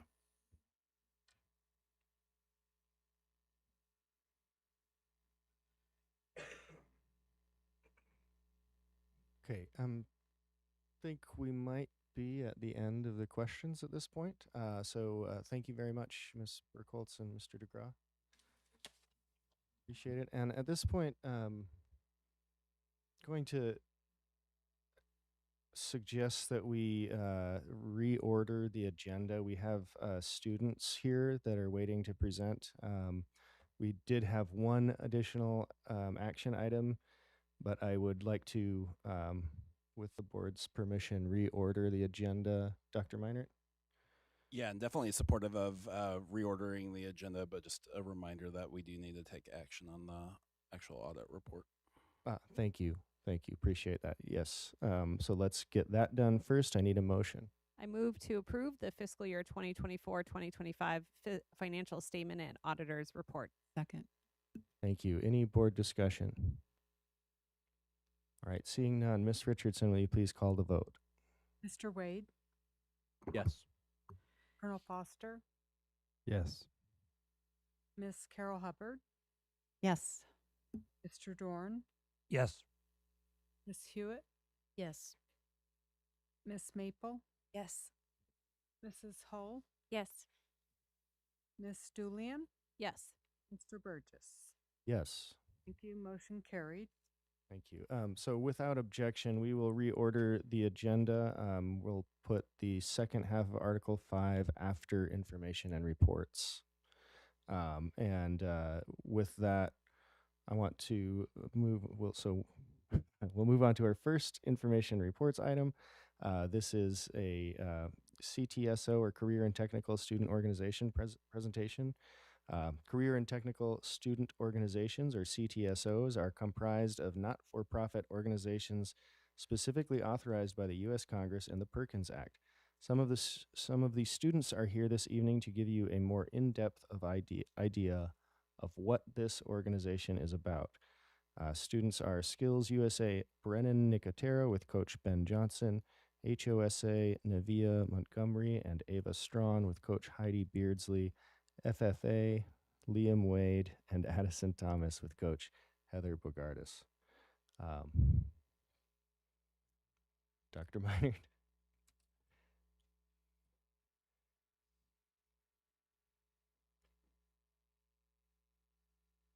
Come on forward. Hello. Hi. Good afternoon. My name is Brennan Nicotera. I am the president of Hutchinson High School's Skills USA team. And I'm just going to basically explain to you what Skills USA is and what it does for us as students. So Skills USA is a career and technical competition between students from Alaska and the nation. So I am a competitor, as well as we have 7 others that do other different competitions, i.e. Automotive, construction, welding, arts AV, things like that. And what we do, we go down to Anchorage and we compete against students from the Alaska school districts. We get to compete in multiple different competitions. So like I said, the career competitions, but we also get to do leadership competitions like job interview and extemporaneous speech, things like that. I actually got first place in job interview last year, so I got to go down to nationals in Atlanta, Georgia. So I got to go see what this entire thing is about. It's not just a Alaska-based competition. It is national. So you get to compete against all of the career and technical students in the United States. And so the big thing for me for Skills USA is the leadership that I get from it. Not only am I learning how to be around people and how to lead them, but I'm also getting the knowledge on how to manage and things like that. I really, really think that this is a very important competition and organization to be part of, because we get to interact with other people. That's the big part. You get job opportunities, you get friends, you get things like that out of this that you'll take into life wonderfully. I can't tell you how many people I have met from this.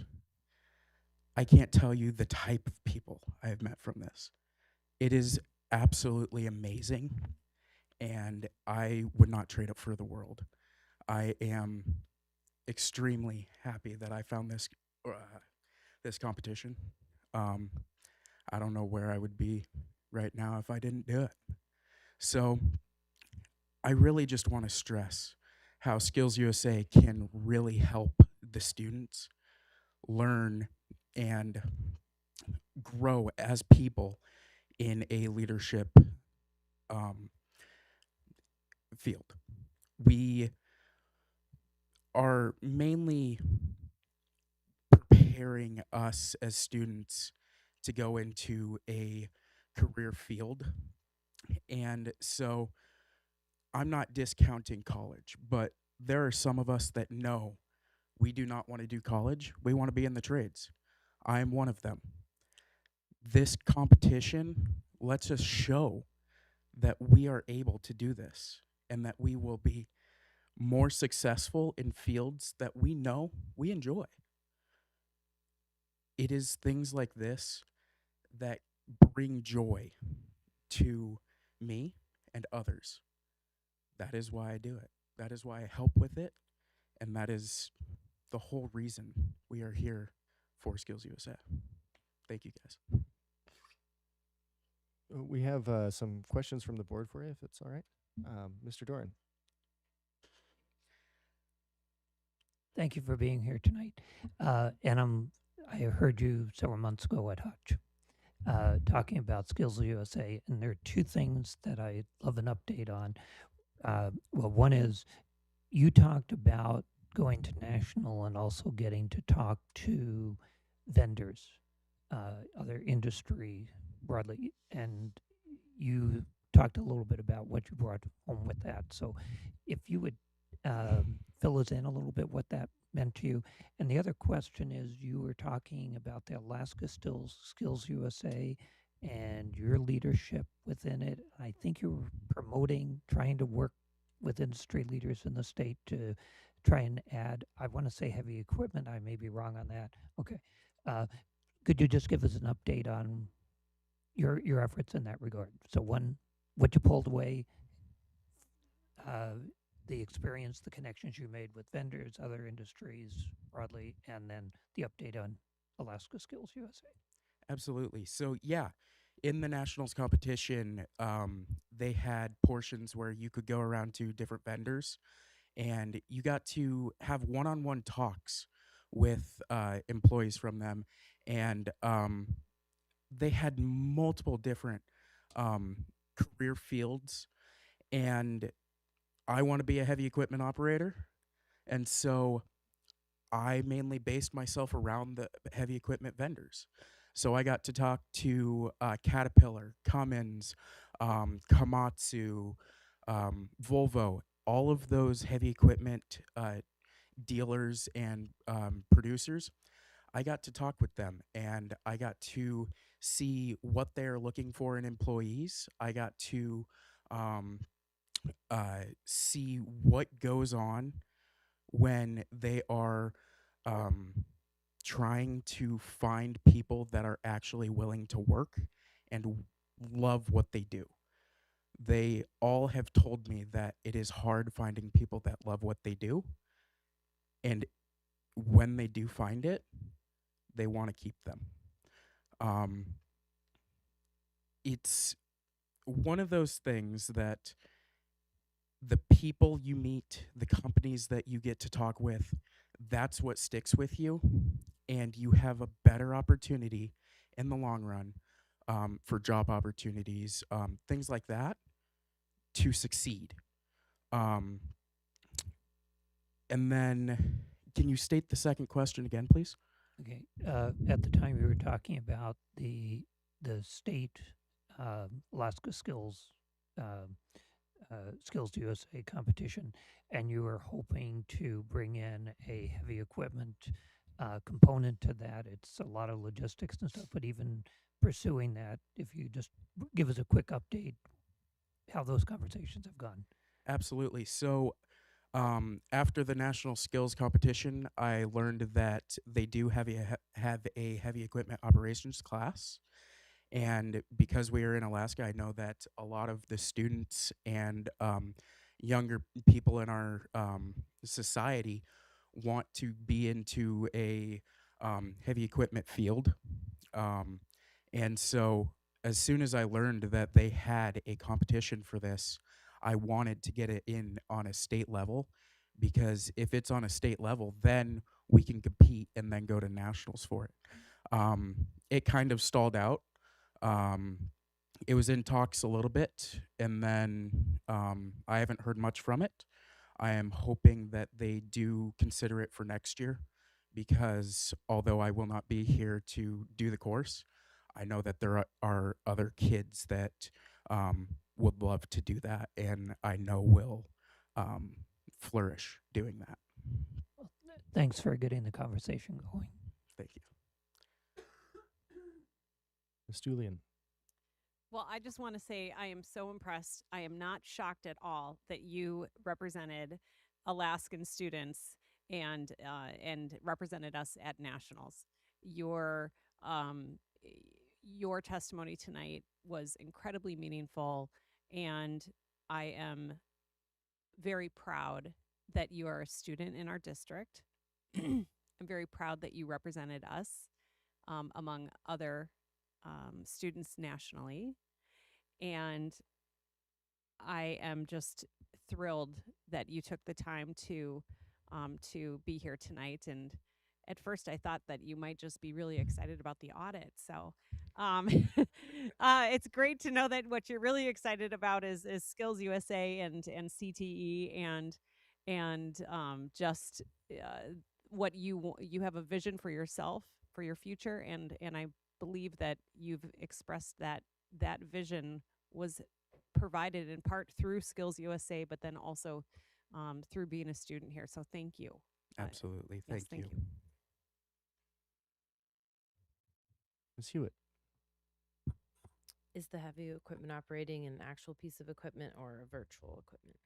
So when I went to the nationals competition, I got to see the back end of the competition, and through partnerships with other heavy equipment companies, they actually do use real heavy equipment, excavators, loaders, things like that, because you can only get so much reality out of a simulator. Mm-hmm. And from personal experience, it is not enough to truly show what you can do. If you are in the real piece of equipment, it is a whole different world, and you are able to show 10 times more. Thank you. Thank you. And I'm not seeing any more hands from the board, so thank you very much, Mr. Nictera. Thank you, guys. Appreciate you. All right. So let's bring up HOSA with Nevaeh Montgomery and Ava Strawn, Coach Heidi Beardsley.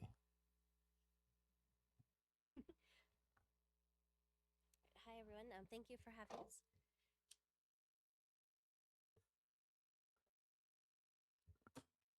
I'll start first. I'm Heidi Beardsley. I'm the Health Occupations and Host Advisor at Hutch High School. And so thank you for having us here. So right now we have, so HOST, it stands for Health Occupations Students of America. And so they get to compete in like healthcare competitions. And so right now they're taking their written tests, like their online tests right now. And so we have 20 students right now from HOSA, from Hutch HOSA going. And then in April, they'll go down to Anchorage and compete in the state competition where they'll do like their skills piece. And so some of the competitions is like behavioral health, medical terminology, medical spelling, like phlebotomy, CNA. So many medical competitions that they can compete in. And so right now I have my amazing senior students, so I'm so thankful for them for staying. They just also finished their CNA clinical day today, so I'm thankful for them. So thank you for having us. We thought we were going on at 6, so I'm appreciative for them staying until 8:30 now. So thank you. But I do thank you for having us here. But before I go on bragging about them, I would like to tell you, so we have Nevaeh, who is our senior. She competed last year in medical terminology. And so at the state competition, she placed second place in Alaska, and she qualified to go to international competition. And so she did so wonderful. Dania, she did medical spelling. So it was like a actual spelling test. They'd have them stand up and give them medical words, and they had to spell it. So state of Alaska, she was second place as well. And then she went on to the international competition. So competing against all people from all over. And she actually placed top 25 in the whole international competition. So I was very proud of her. And then I had another student, Jaden Johnson, who was with us earlier but had to leave. So same thing for him. It was his first year doing HOSA last year. He did medical law and ethics. And so he placed number 2 in the state of Alaska. And at the international contest, he was 13 in the nation. So I was really proud of him. So my amazing students, they're just doing so great. And so now they will go on and kind of tell with you about like HOSA and kind of what it's like for them. We have amazing partners that work with us. And a big one is the hospital, who every month they'll put on like a workshop for us. So they've done like the CNA workshop where the students get to practice being a CNA. They've even done, it's one of the students' favorite, but like labor and delivery. And so they get to practice like delivering a scenario baby and seeing like what instruments all you would need. So a lot of just amazing opportunities for the students. So now they will go over and kind of share with you about it. So thank you for having us here. Hello, my name is Nevaeh Montgomery, and as you heard earlier, I placed second in state for medical terminology. This is my 4th year doing HOSA. I am the co-chapter president for our school. And the one thing that I love about HOSA is just how connected it all is, especially with the after-school events that we go to with the hospital and the TVC. It just makes you feel connected to all the members inside, especially when we go down to state and we're, rooming with each other and we get into all types of things after the competition's over and we play card games. And you also get to connect with all the other schools that go down to the Anchorage conference, and you just get to connect with all of them as well when you do workshops. And it's just kind of our own little community of people who are really dedicated to becoming healthcare professionals, either sometime in the future or they're just looking into a possibility of a career. My goals for my college career is I intend to attend the University of Washington in Seattle and get my bachelor's in science of nursing, and hopefully one day become a nurse midwife or just work anywhere on labor and delivery. Thank you.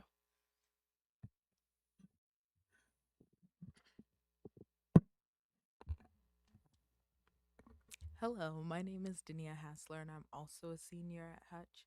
Um, oh, sorry. I'm also a senior at Hutch, and I'm one of the presidents of HOSA at our school. Um, this is my second year doing HOSA. Last year I competed in medical terminology and medical spelling. I went to state for medical spelling and placed second place. And then I went down to Nashville for our international conference and placed top 23. So that was quite cool. I think HOSA has opened up a bunch of doors for me that I don't think I would have gotten at any other school. Currently, I'm in our CNA program, and we finish in April and can go on to like be a CNA wherever there's an opening. So I think it gives a opens up big doors for younger students. And it also opens up like connections and like people to connect with that are like doing the same thing that you're doing or something similar. Um, After high school, I plan to go to University of Alaska to get my bachelor's in biological sciences, and then hopefully go on to Johns Hopkins to study to become a neonatal doctor. Thank you.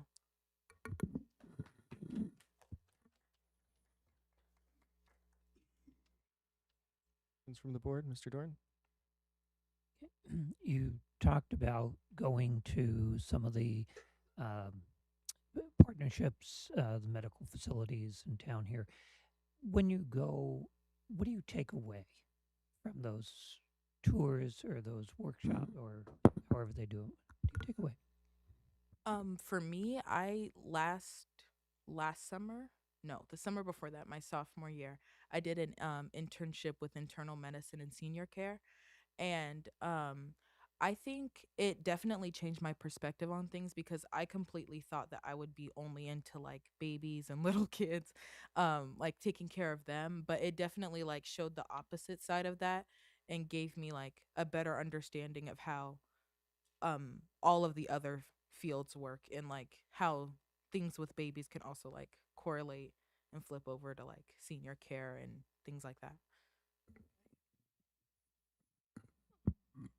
Adding on to what Dania said, it's also just a great way to explore different careers. So it's not always limited to just HOSA members. We also open it up to anyone who wants to attend and may be interested in healthcare. And it's just a great way to see glimpses into the different, careers in healthcare because you never know. You could think, oh, I really want to be, a cardiologist. And then you go to one of the workshops that we do with, TVC or the Denali Center. And then you get really inspired to be, hey, I want to be a CNA or I want to, I want to branch out. I don't want to do cardiology anymore. There are other branches that are more interesting to me. Thank you.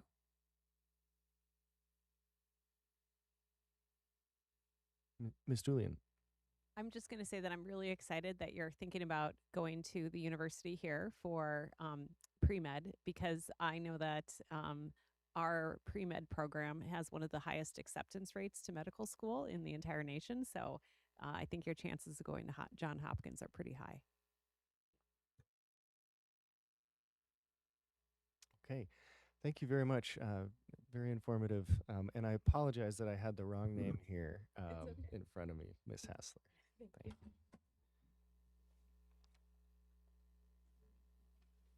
All right. Let's hear from Liam Wade and Addison Thomas, Coach Heather Bogardus. This is for Future Farmers of America.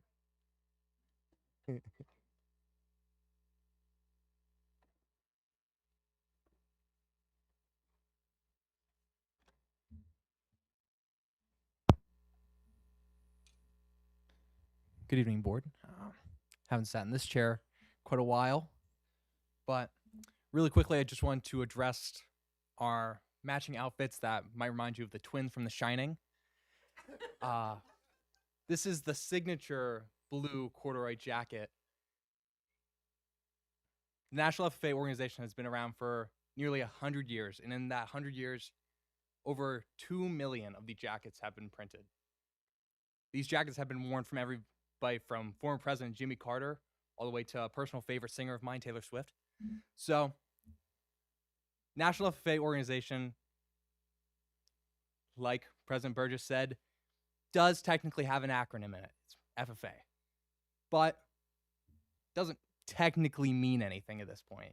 In the 1980s, we changed our Future Farmers of America to the National FFA organization to include everybody outside of the agricultural industry. Me personally, as my mom in the audience can attest, I did not grow up on a farm. I grew up in a little house. We have chickens now. We have a garden. Never really succeeded. But I stand here now as somebody who wants to go into the agricultural industry because I joined FFA. FFA focuses on a 3-component model. We focus on agricultural education, FFA leadership development, and supervised agricultural experience, which is our projects. So my personal project through FFA has been running a hydroponic system out at North Pole High School, which seeks to reduce food insecurity in our community. On a state level, I currently serve as the state vice president for the Alaska FFA Association. We were the 51st association chartered. That includes all 50 states and 3 territories. This coming April, we will celebrate 50 years of Alaska FFA. North Pole, the chapter that both me and Addie are from, was one of the founding chapters of the Alaska FFA Association. So as we get ready to enter 50 years of Alaska FFA, we also get ready to celebrate 50 years of North Pole FFA. In Alaska FFA Association, we have over 20 chapters and over 500 students. 10 years ago, we had 5 times less than that. We had 100 members and 6 chapters. We only have seen this growth because of increased desire to go into agriculture in the state of Alaska. Alaska has the highest growing number of young farmers as well as female farmers, and we're continuing to see that number rise. So I'll turn it over to Addie to talk a little bit about her experience with North Pole FFA. I'm on my way out. Addie's the next generation of North Pole FFA, and I could not be prouder. Okay, thank you, Liam. My name is Addison Thomas. I am a sophomore at North Pole High School, and I'm here to represent North Pole FFA. FFA for me has been quite the experience. I joined in 8th grade under the guidance of Walter Armstrong, who is one of our previous advisors, and as well as under Liam. I was very nervous and shy, but he definitely led me to be a part of my chapter, and I now serve as the secretary. I've been serving since the end of freshman year, and being the secretary for North Pole FFA has been a big learning curve as well. It has helped me develop a lot of leadership skills that I didn't know I had, as well as work on a team. In North Pole FFA, we had the opportunity to travel to nationals last October. That was in Indianapolis. I qualified to go because I competed at Creed Speaking, which is an event for freshmen. In Creed Speaking, I placed gold at state, and then I proceeded to go to nationals, and I placed bronze. Creed Speaking is a public speaking event. We basically recite like a couple paragraphs, very old paragraphs. They were written quite a while ago. It's a little outdated. But it was really fun regardless. I had a great time at nationals. There were different vendors there that represented different companies. So I believe like Caterpillar was there, LabCorp, American Quarter Horse Association, which I enjoyed a lot, and all sorts of things, as well as a lot of colleges. FFA is a great organization that helps prepare students who would like to go into college or farming. I got to speak with a couple different colleges there myself, which was very nice just to learn about the different pathways that I can take in my future. This spring semester, we've been focusing on planning in our greenhouse. At North Pole High School, we have the luxury of having a very warm greenhouse, and our advisors have been working very hard to keep it running in order for us to sell those plants at our annual plant sale, which is May 9th, I think. That was kind of my introduction into FFA. As an 8th grader, that was where I was mostly helping. And it is great for team building as well as building friendships. a lot of my FFA experience would have been different, I suppose, if it weren't for all the people that I've met along the way. All my friends at North Pole FFA definitely help, and I think that the reason why FFA is such a welcoming organization is that it kind of feels like we're one big family. Um, I guess without them, I probably wouldn't have stayed in FFA. So in a way, I also think they're inspirational, and Liam is also very inspirational. They've been guiding figures, as well as my advisors. I think that all of those friendships are kind of key in both those team building, leadership qualities that FFA develops, as well as personal growth. One of the unique facts about FFA in general, and specifically Alaska FFA, is if you are enrolled in an ag class, you are an FFA member. We recognize that everybody, no matter what career they want to go in to or what desires or passions they have, they're involved in agriculture one way or another, being a consumer or a producer. So in the state of Alaska, if you are enrolled in an ag class, you're an FFA member. You're involved in agriculture. And something that we hold so true. We're an intracurricular. We are not an extracurricular. North Pole, I believe, North Pole High School and North Pole Middle School are the only two schools, and feel free to correct me, in the district that have an agricultural education CTE pathway. And oh boy, I tell you, it's been so much fun to pilot these past 2 years. Currently, I'm taking a ag food processing class and a plant sciences class, but we are offering veterinary science. What other ones are we offering?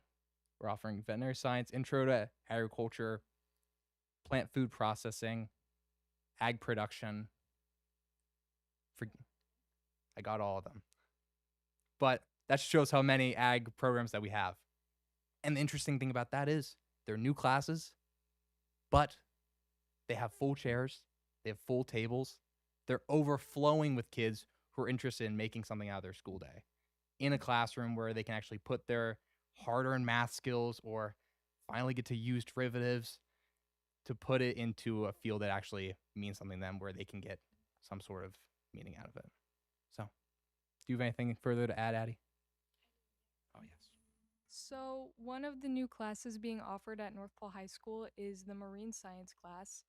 And as an extension of that, we are building a pilot team for the Tsunami Bowl, which I'm a part of. The Tsunami Bowl is kind of like a quiz bowl with a research paper attached competition down in Seward. As far as I know, North Pole High School has not competed in this yet. So my team and I, we are like testing the waters. And hopefully with that, we can continue to build that program through the marine science class. Because it was just first offered this year, it wasn't exactly available to those students, as we had to register in the fall, but the class didn't start until the spring. So my advisor selected myself as well as some other students to participate. So that is up and coming, as well as the veterinary science class, which will be offered in the fall semester of 2026. We can answer any questions available. Miss Maple. Ms. Thomas, it is very hard for me to believe that you are a sophomore in high school. I'm imagining my sophomore self sitting next to you up there, and it's very embarrassing. I heard from some of the folks that presented before you what they're hoping to do and how their involvement in CTSOs is kind of colored where they want to go with their career. Do you have any, I mean, I didn't know what I was going to do when I was a sophomore, but have you ended up with any leanings toward any specific careers from what you've gotten to experience in FFA? Well, it changes every week because I am a sophomore after all. But for me personally, I've always found my passion being in helping others, so I'd really like to go into the medical field when I'm older. I think agriculture also interests me though, and I'm always going to have a place in my heart for gardening, beekeeping, all of that. I just don't know exactly if that's like the career path that I'll take. But nonetheless, FFA encompasses a lot more than just agriculture. Um, they had LabCorp at nationals, for example, and speaking to them was really fascinating and both a surprise for me because they talked a little bit about how it all kind of ties together. Um, but for now, I'm going that I'm interested in healthcare. Mr. Doran. You used a reference that I really like, the idea that this activity, FFA, is intercurricular as our student activities are. But could you talk a little bit about how, when we talk about intercurricular, how your exposure in other disciplines you're bringing into your FAFA experience? Are you applying your other academics into this academic?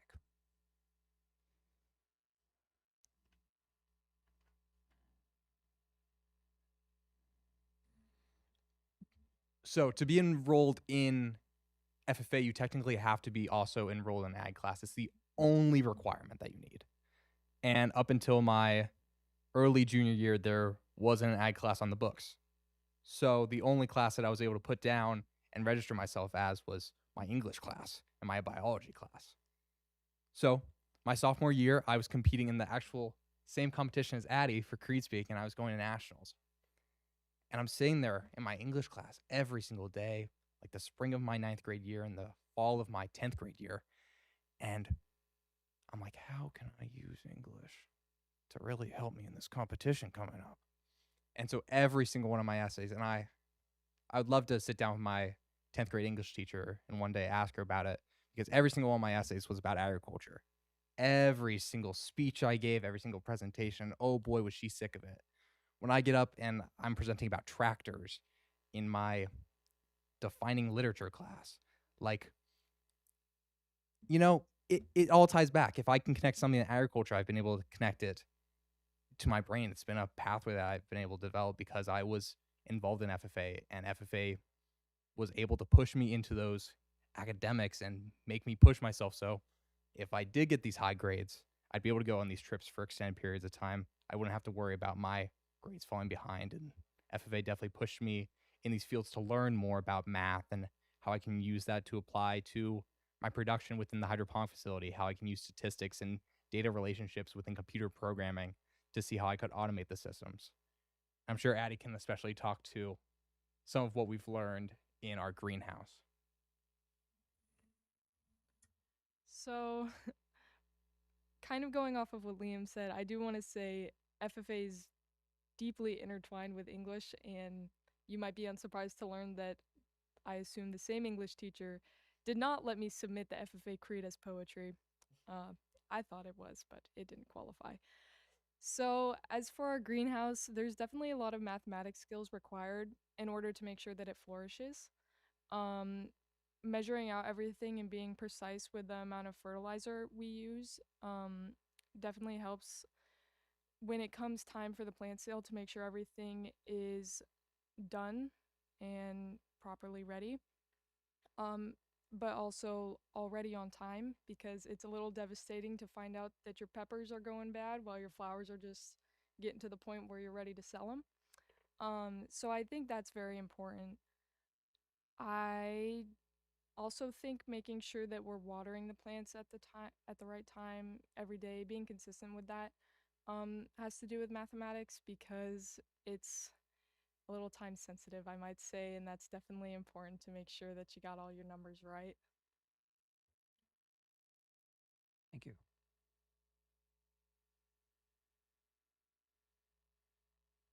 All right, thank you very much. Not seeing anything else from the board, so appreciate the enthusiasm and the information about CTSOs. That was really great that y'all were able to come in and present to us. It's helpful for us to hear about some of these great things that are going on, and for the public to understand as well the various ways that we do CTE here in Fairbanks and the state and throughout the nation. So thank you.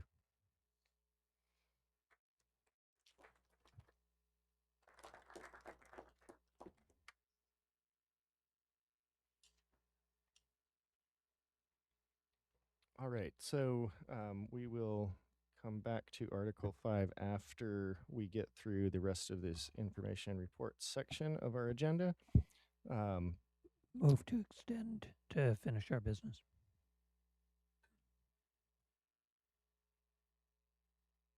Second.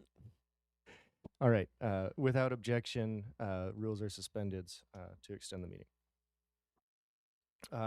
Next on our agenda is Resolution 2026-18, which recognizes March 2026 as Music in Our Schools Month throughout the district and community, and encourages students, parents, staff, and community members to participate in music and the arts throughout the month and entire year.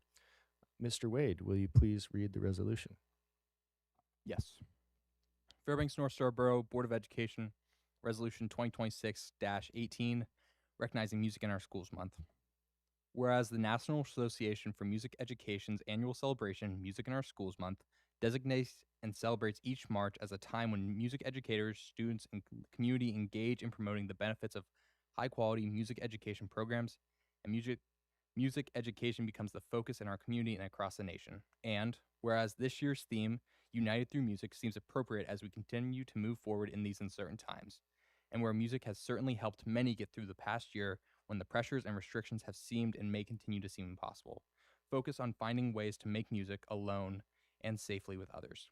And whereas music educators in the Fairbanks North Star Borough School District are committed to maintaining and improving school music programs for all students regardless of their socioeconomic status or their abilities. And whereas Fairbanks music educators are even more steadfast in their commitment to continue to provide students virtual and safe in-person access to lessons, group performances, music competitions, and more through creative and innovative means. And whereas music and the other arts significantly enhance the morale and quality of in-person and remote school environments, and our music education programs include a broad range of types of music groups and active musical experiences. And whereas the study of music is basic to a well-rounded education, engages students in individual and group activities, develops creativity, teaches problem solving, and develops critical and evaluative skills. And whereas research has documented participation in school music also promotes cognitive, social, and emotional development, as well as skills valuable to the workforce such as motivation, attentiveness, self-discipline, teamwork, persistence, empathy, respect, and leadership. And whereas the district's vision statement includes preparing every student to contribute to society as a competent, confident, caring, and curious citizen. Now, therefore, be it resolved, the Fairbanks North Star Borough Board of Education designates March 2026 as Music in Our Schools Month throughout the district and community, and encourages students, parents, staff, and community members to participate in music and the arts throughout the month and the entire year. Thank you, Mr. Wade. Moving on to our next resolution, 2026-19 recognizes International Women's Day on March 8, 2026, and encourages schools to honor the day with activities and lessons so students in the community may learn and be inspired by the potential that can be gained through women's vision and leadership. Ms. Hewitt, will you please read the resolution? Sure. Resolution 2026-19 recognizing International Women's Day. Whereas women contribute significantly to social, economic, cultural, spiritual, political, and educational development in our society, and whereas International Women's Day celebrates unity, advocacy, and action and has been observed each March 8th since the early 1990s, and whereas International Women's Day marks a call for action for accelerating gender equality by raising awareness to the struggles of women in their quest for dignity, respect, status, and equality, to the position men have held in the home, schools, and the workplace. And whereas female staff and educators in the Fairbanks North Star Borough School District lead their district, schools, programs, classrooms, and offices with great vision. And whereas our community holds in high regard programs and organization for women and girls, such as the Girl Scouts, female veterans, women in law, and the Women of Distinction program, and female school board members, and recognizes these programs promote the values of hard work, honesty, fairness, respect, and equality. And whereas International Women's Day is the perfect way to celebrate the accomplishments of prominent women around the world.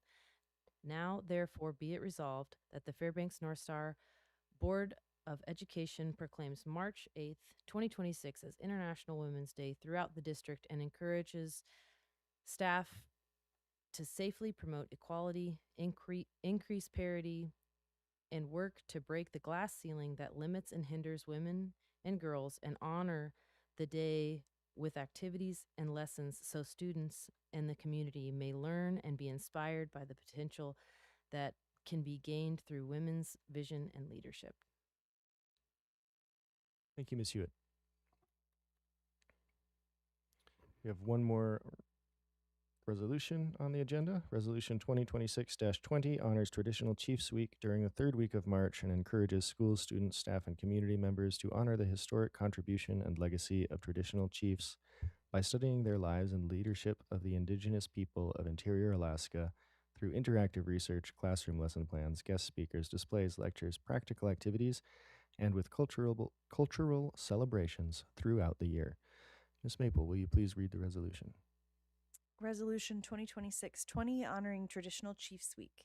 Whereas the interior of Alaska is the indigenous home for Native people, and whereas a main goal of the indigenous people of the interior region is to preserve and promote interior Alaska Native traditions and culture, and whereas the values of the interior indigenous people include nurturing, accountability, transparency, integrity, value, and excellence, and whereas traditional chiefs serve as ambassadors of traditional knowledge in the Athabascan and Alaska Native culture, and whereas traditional chiefs of the people residing in the interior region have provided strong leadership and representation, and whereas students need to have a strong foundation in order to achieve academically, move forward, and be successful in life. Now, therefore, be it resolved, the Fairbanks North Star Borough Board of Education recognizes Traditional Chiefs Week during the third week of March and encourages schools, students, staff, and community members to honor the historic contribution and legacy of traditional chiefs by studying their lives and leadership of the indigenous people of interior Alaska through interactive research, classroom lesson plans, guest speakers, displays, lectures, practical activities, and cultural celebrations throughout the year. Thank you, Ms. Maple.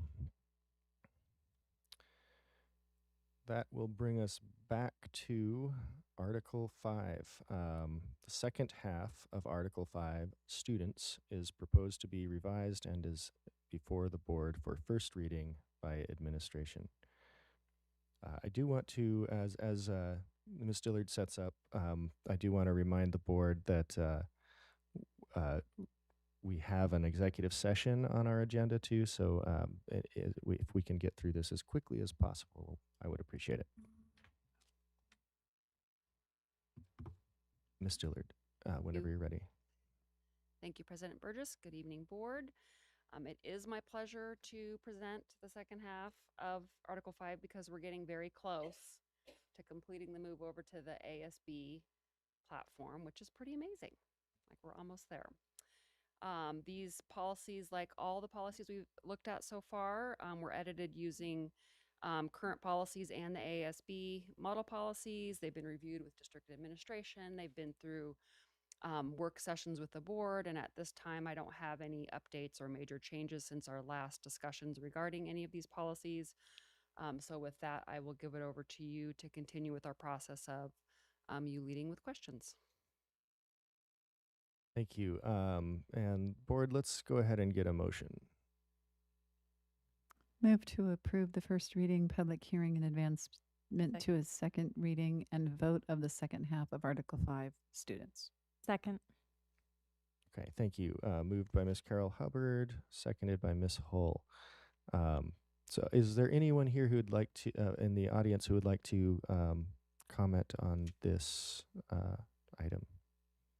Not seeing any, so we'll bring it back to the board for any questions or comments or discussion. Mr. Doran. Thank you. I just have a couple of quick things. One on BP 5040, and this would be through the chair to the administration. Section A, it references an advisory group.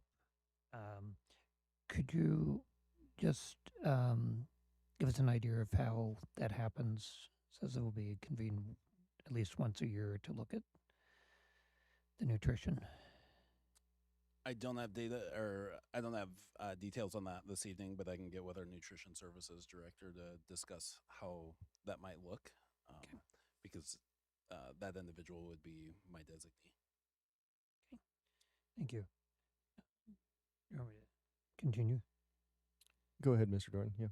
And this is just a follow-up. We had quite a discussion regarding 5141-41 sexual abuse, and it's got a long title, and 5145.7 sexual harassment. And I think in our work session discussions, we decided there should be a separate one for sexual harassment, as has been the case. I was just going to suggest, and it might have come up in that discussion, to do a CF on each of those, referencing the other policy. So so they know there's that linkage. I know there was a conversation what linkage is, but it's valuable to have the topics separate, but that there is a reference between them. Thank you, Mr. Dorn. Ms. Carol Hubbard? I'm not sure if this is even the right place to ask this question, but I was just curious about an infectious diseases. What is it? 5141.22. Do we provide hand sanitizers in the school? Is there anything in this, or is that in AR? That's not addressed in any AR that I've seen. As far as what would be the typical practice, I'm not sure. As a school district, we're not currently providing hand sanitizer, widespread throughout our schools. So we did during COVID, but have not continued that practice. Okay, thank you. Anything else from the board, Mr. Dorn? Just want to again say thanks to Ms. Dillard for her persistence and looking for all the word changes, the little bits and pieces. This has been a large section, and but really appreciate that attention to detail. I will second that. Thank you. Anything further? All right, I'm not seeing anything. Thank you, Ms. Dillard. Appreciate you.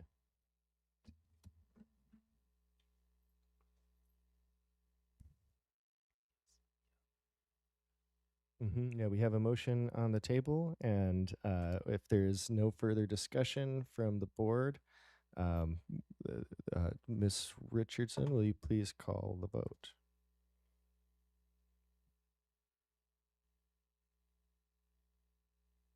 Colonel Foster has left. Mr. Wade? Yes. Miss Julian? Yes. Miss Carol Hubbard? Yes. Mr. Doran? Yes. Miss Hewitt? Yes. Miss Maple? Yes. Mrs. Hull? Yes. Mr. Burgess? Yes. Thank you. Motion carried. Thank you. That means that the second half of Article 5 has been passed on for second reading. So we'll get that on a future agenda. And that brings us to our board and superintendent closing comments. I'm looking for hands here tonight, actually. Miss Carol Hubbard. Thank you. I want to again thank the accounting team that we have for such a great job that they do. I wanted to, after reading through the Article 5, I wanted to remind parents and guardians to please make sure to update your personal contact information, employment contact information, and keep your name, address, and phone number of a trusted relative or friend on file for emergencies if you can't be reached. You just never know. Emergencies are not planned. So please make sure that that kind of thing is updated at all times. And a reminder to students and families to bring hand sanitizer. I've heard lots of comments about flu season, people getting sick, teachers out, kids are out. So get some hand sanitizer and wash your hands. Thank you. Mr. Doran. Thank you. I want to start with expressing my real appreciation to the administration for bringing the CTSO student groups to present, and for each of them, as they made connections from their learning in schools and then their context through their organizations to industry and other areas, locally, statewide, and nationally. And if I caught it right, also international connections. But I think that's really important, and it continues to highlight the success of our students and what they carry on from their education within our district into their futures. So thank you very much for highlighting that. I was pleasantly surprised, as those of us who were down in Juneau, because some legislators brought a citation from the legislature that they presented to the Alaska Association of School Boards for all the districts in the state, and found out that this is National School Boards Month. And so it was nice for them to give that recognition, and we wanted to have an opportunity to share that here locally. And the last thing I had is I was absolutely tickled during one of my visits to school recently.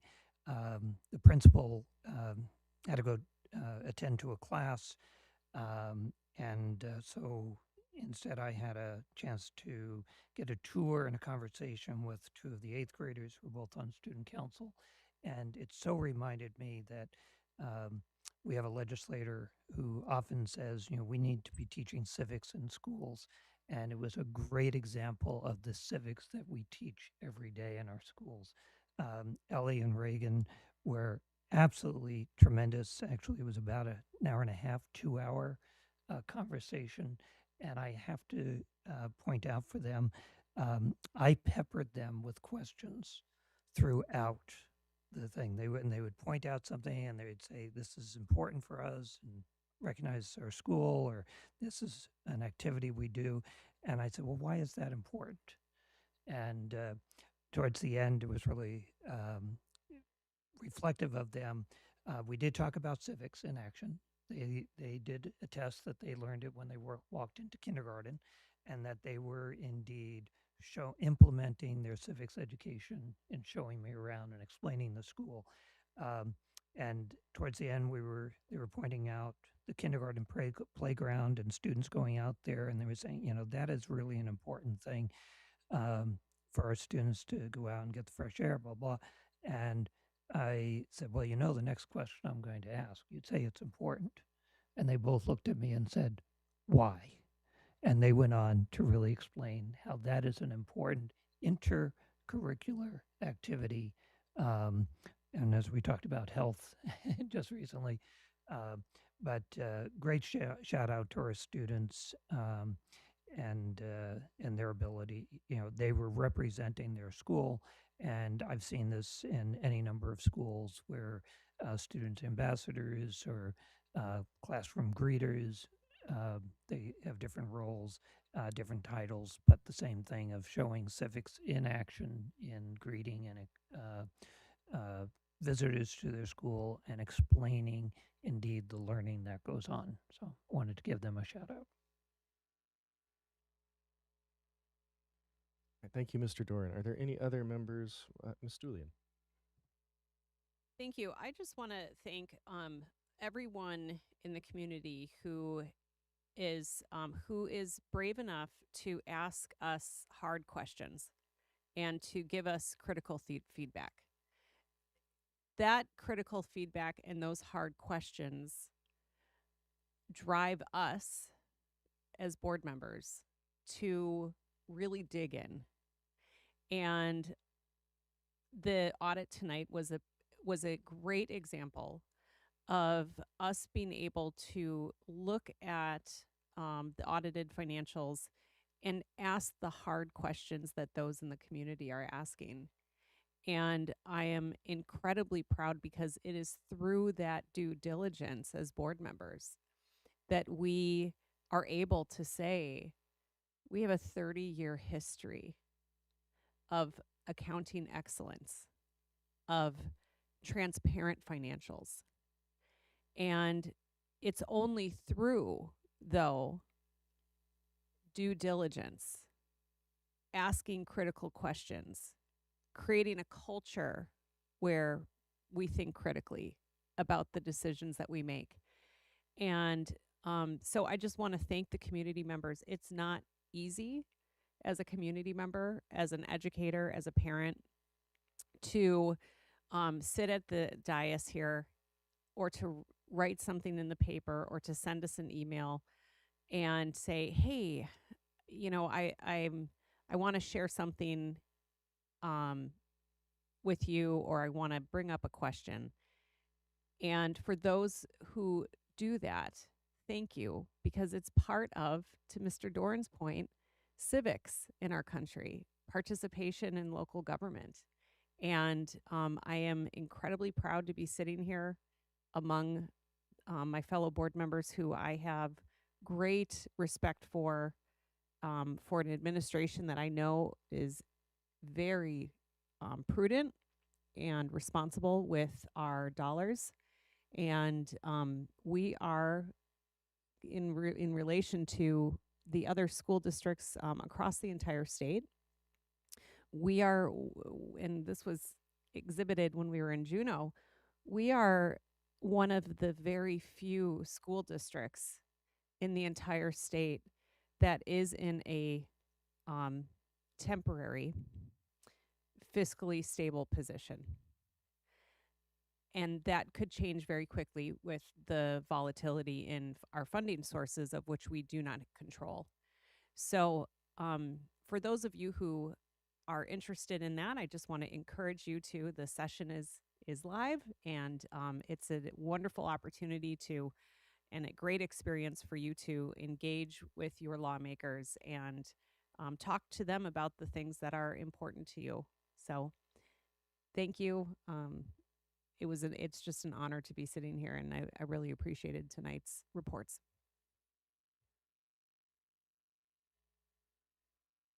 All right, any other board members wanting closing comments tonight? Ms. Hewitt. I just wanted to say also thank you to the CTSOs. I think so they're so important. I was also awkward in high school and was way too cool to be an FFA, but I was raised on a farm, and I ended up going into a agricultural sorority, and I probably would have got kicked out of college if it wasn't for that. So pretty you had to have a certain GPA to stay in. No, it was super good, and yeah, I'm so proud of our student representative and our other students that were able to come here and share those experiences with us.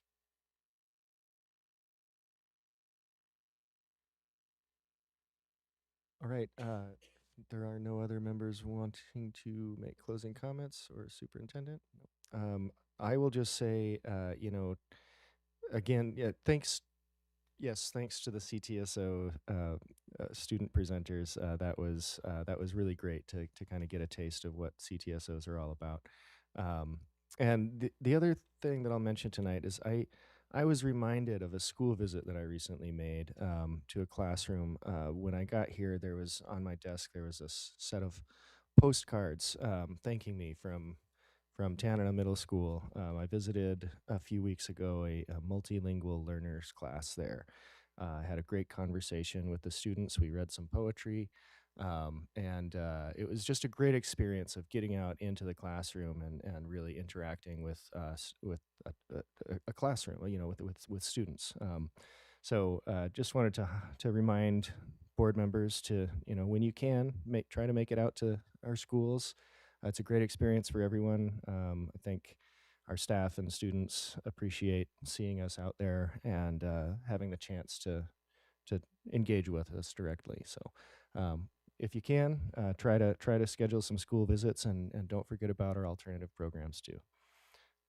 And with that, we can move on to our next agenda item, which will be an executive session. Board, I need a motion. Move to convene into executive session with legal in order that we may discuss matters the immediate knowledge of which could clearly have adverse effect upon the finance of the district. Second. Without objection, we are in executive session.